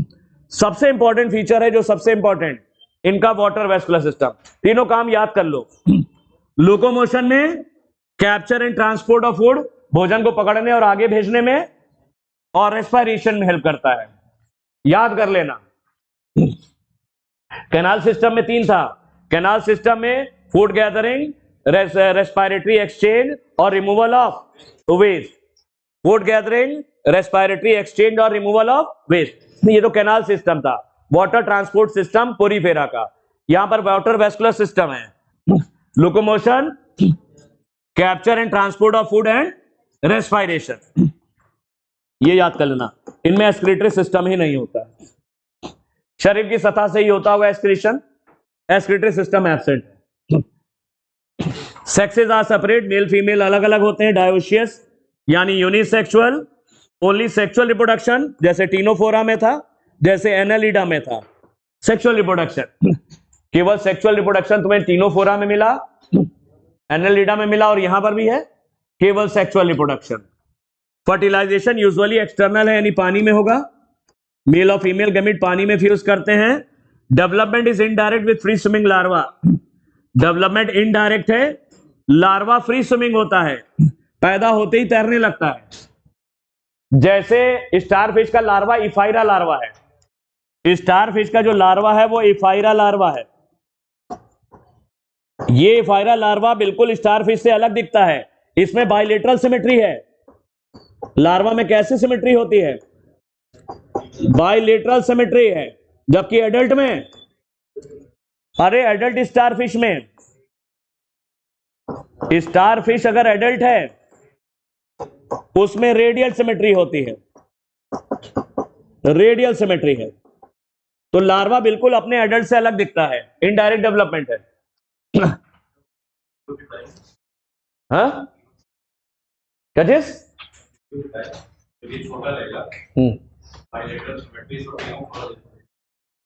बाइलेटरल सिमेट्री ये शो कर रहा है इफाइरा, टीनोफोरा में बाइलेटरल का है। बाइलेटरल सिमेट्री शुरू होती है प्लेटीहेल्मिन्थेस से। कहां से? प्लेटीहेल्मिन्थेस से शुरू होती है। तो सेक्सेस अलग अलग, डायोशियस है, मेल और फीमेल अलग अलग होते हैं, केवल सेक्सुअल रिप्रोडक्शन पाया जाता है। फर्टिलाइजेशन एक्सटर्नल है, पानी में होता है। डेवलपमेंट इनडायरेक्ट है, और लार्वा फ्री स्विमिंग है। द स्टारफिश का लार्वा इफाइरा लार्वा ये बिल्कुल एडल्ट से अलग दिखता है, इनडायरेक्ट है, इसमें बाइलेटरल सिमेट्री है, एडल्ट में रेडियल सिमेट्री है, और ये पैदा होते ही तैरने लगता है। फ्री स्विमिंग लार्वा कैसा है? फ्री स्विमिंग लार्वा है। एग्जाम्पल एस्टेरियास यानी स्टारफिश है, एग्जाम्पल एस्टेरियास यानी स्टारफिश है। एकिनस कहते हैं सी अर्चिन को, एंटीडॉन सी लिली है, कुकुमेरिया सी कुकुम्बर है, और ऑफ्यूरा ब्रिटल स्टार है। Asterias starfish, Echinus sea urchin, Antedon sea lily, Cucumaria sea cucumber, Ophiura brittle star. Ophiura brittle star होता है। तो सबसे पहले काम करना, सारे एग्जाम्पल पहले याद करना। एग्जाम्पल अगर याद हो गए, इसमें कोई रॉकेट साइंस नहीं याद करने के लिए, तुम सीधे याद करना। चलो लास्ट पढ़ते हैं हेमिकॉर्डेटा। हेमिकॉर्डेटा को पहले कॉर्डेटा का एक सब फाइलम बना दिया गया था। हेमिकॉर्डेटा को पहले कॉर्डेटा का एक सब फाइलम बना दिया गया था हेमिकॉर्डेटा के नाम से, क्योंकि इसके पास एक रॉड जैसी स्टोमोकॉर्ड थी। इधर सुनो, इंपॉर्टेंट है, बस 2-3 लाइनें हैं। इसके पास एक रॉड जैसा स्ट्रक्चर था, स्टोमोकॉर्ड। लोगों ने समझा ये नोटोकॉर्ड है, लेकिन ये नोटोकॉर्ड नहीं निकला, स्टोमोकॉर्ड निकला। ये नोटोकॉर्ड नहीं होती, ये अलग है। तो स्टोमोकॉर्ड के चक्कर में इसको पहले कॉर्डेटा का एक सब फाइलम बना दिया गया हेमिकॉर्डेटा के नाम से। बाद में पता लगा ये स्टोमोकॉर्ड फॉल्स है, ये फॉल्स नोटोकॉर्ड है, नोटोकॉर्ड तो है ही नहीं। तो इसको कॉर्डेटा से निकाल के नॉन कॉर्डेटा में रखा गया फिर से। अब ये नॉन कॉर्डेटा का 10वां फाइलम है। Now it is placed as a separate phylum under non chordata. गलती से किस में रख दिया था? कॉर्डेटा का एक सब फाइलम बना के रख दिया हेमिकॉर्डेटा के नाम से। क्यों? क्योंकि इसके पास नोटोकॉर्ड जैसा एक स्ट्रक्चर था, स्टोमोकॉर्ड, लेकिन ये स्टोमोकॉर्ड वास्तविक नोटोकॉर्ड नहीं निकला। तो इसको कॉर्डेटा से हटा के फिर कर दिया गया नॉन कॉर्डेटा। ये वर्म जैसे होते हैं, क्रमी जैसे होते हैं, जैसे एस्कैरिस वगैरह होता है वैसे ही दिखते हैं, वर्म लाइक। बॉडी सिलिंड्रिकल है, बेलनाकार है, इनका शरीर बेलनाकार होता है और 3 हिस्से में बटा होता है। शरीर इनका बेलनाकार है और 3 हिस्से में बटा होता है। इनके एक प्रोबॉस्सिस होती है थूथन, और एक कॉलर होता है, और होता है ट्रंक। इनका शरीर 3 हिस्से में बटा होता है, प्रोबॉस्सिस यानी थूथन, और इनके पास होता है एक कॉलर, और इनके पास होता है ट्रंक। शरीर इनका 3 हिस्से में बटा रहता है। ये वर्म जैसे होते हैं, क्रमी जैसे, जैसे स्कैरिस होता है क्रमी लाइक। बॉडी सिलेंड्रिकल बेलनाकार होती है, इसके एंटीरियर एंड पर प्रोबॉसिस होता है, फिर एक कॉलर जैसा होता है, जैसे हम लोग के कॉलर होता है, तो कॉलर जैसा इनके होता है, और ट्रंक होता है, और ये ट्रंक है। सर्कुलेटरी सिस्टम ओपन टाइप है। सर्कुलेटरी सिस्टम केवल एक ही जगह मिलेगा क्लोज टाइप, एनालिडा में। किसमें? एनालिडा में। यहां पर ओपन टाइप है। रेस्पिरेशन गिल्स के थ्रू होता है और एक्सक्रीशन, यही दो आ सकता है। इनके पास गिल्स होते हैं रेस्पिरेशन के लिए, गिल्स होते हैं, और प्रोबोसिस में ग्लैंड्स होती हैं, ये प्रोबोसिस में एक्सक्रीशन के लिए। तो ये दो बहुत इंपॉर्टेंट पॉइंट है। तो रेस्पिरेशन गिल्स के द्वारा होता है, गिल्स होते हैं वहीं पर बने होते हैं कॉलर के पास। रेस्पिरेशन गिल्स के द्वारा होता है, या और इसमें एक्सक्रीटरी ऑर्गन है प्रोबोसिस ग्लैंड। मेल फीमेल अलग अलग होते हैं, सेक्सेस सेपरेट होते हैं, फर्टिलाइजेशन एक्सटर्नल यानी पानी में होता है, और डेवलपमेंट इनडायरेक्ट है, यानी लार्वा बनेगा, और लार्वा की शक्ल सूरत एडल्ट से अलग होगी, इनडायरेक्ट है। इसमें आते कौन कौन से? बेलानोग्लासेस और सेकोग्लासेस। तो फिर से याद कर लो फाइनल। हेमिकॉर्डेटा को पहले कॉर्डेटा में गलती से रख दिया गया था, कॉर्डेटा का एक सब फाइलम बना दिया गया हेमिकॉर्डेटा के नाम से, और इसको वहीं रख दिया गया क्योंकि इसके पास स्टोमोकॉर्ड एक रॉड जैसा, नोटोकॉर्ड जैसा स्ट्रक्चर था, जिसे स्टोमोकॉर्ड कहते हैं। बाद में पता लगा ये स्टोमोकॉर्ड वास्तविक नोटोकॉर्ड नहीं है, तो इसको निकाल के फिर से नॉन कॉर्डेटा में डाल दिया गया। ये वर्म जैसे, क्रमी जैसे होते हैं, शरीर सिलेंड्रिकल है, 3 हिस्से में बटा है, प्रोबोसिस, कॉलर और ट्रंक में। सर्कुलेटरी सिस्टम ओपन तो होना ही है क्योंकि एनालिडा को छोड़ दिया जाए, सब में ओपन है। हालांकि मोलस्का का एक सिफेलोकॉर्डेटा होता है, मोलस्का में एक होता है सिफेलोपोडा, सॉरी, उसमें भी क्लोज होता है, लेकिन तुम्हारे लेवल से ऊपर है। एनालिडा को तुम क्लोज्ड मानो, एनालिडा में क्लोज्ड है, बाकी ओपन है। रेस्पिरेशन, ये 2 पॉइंट याद कर लेना बस। रेस्पिरेशन होता है गिल्स के द्वारा, और एक्सक्रीशन के लिए होता है प्रोबोसिस ग्लैंड, एक्सक्रीटरी ऑर्गन है। मेल फीमेल अलग अलग होते हैं, फर्टिलाइजेशन एक्सटर्नल पानी में होता है, डेवलपमेंट इनडायरेक्ट है, यानी लार्वा बनेगा और एडल्ट से अलग दिखेगा। एग्जाम्पल्स है बेलानोग्लासेस और सेकोग्लासेस। एक अभी हम लिंक भेजेंगे, उसमें हमने कंपेयर किया है। चार्ट मैडम अगर चाहिए तो चार्ट ले सकते हो, बोल देना। उस चार्ट में 10 फाइलम को कंपेयर करके हमने लेक्चर लिया है, और उस लेक्चर का लिंक हम भेज देंगे व्हाट्सएप पे। मन हो तो देख लेना, 1 घंटे के आसपास का लेक्चर है, खुद देख सकते हो। 10 फाइलम में कंपेयर हो जाएगा।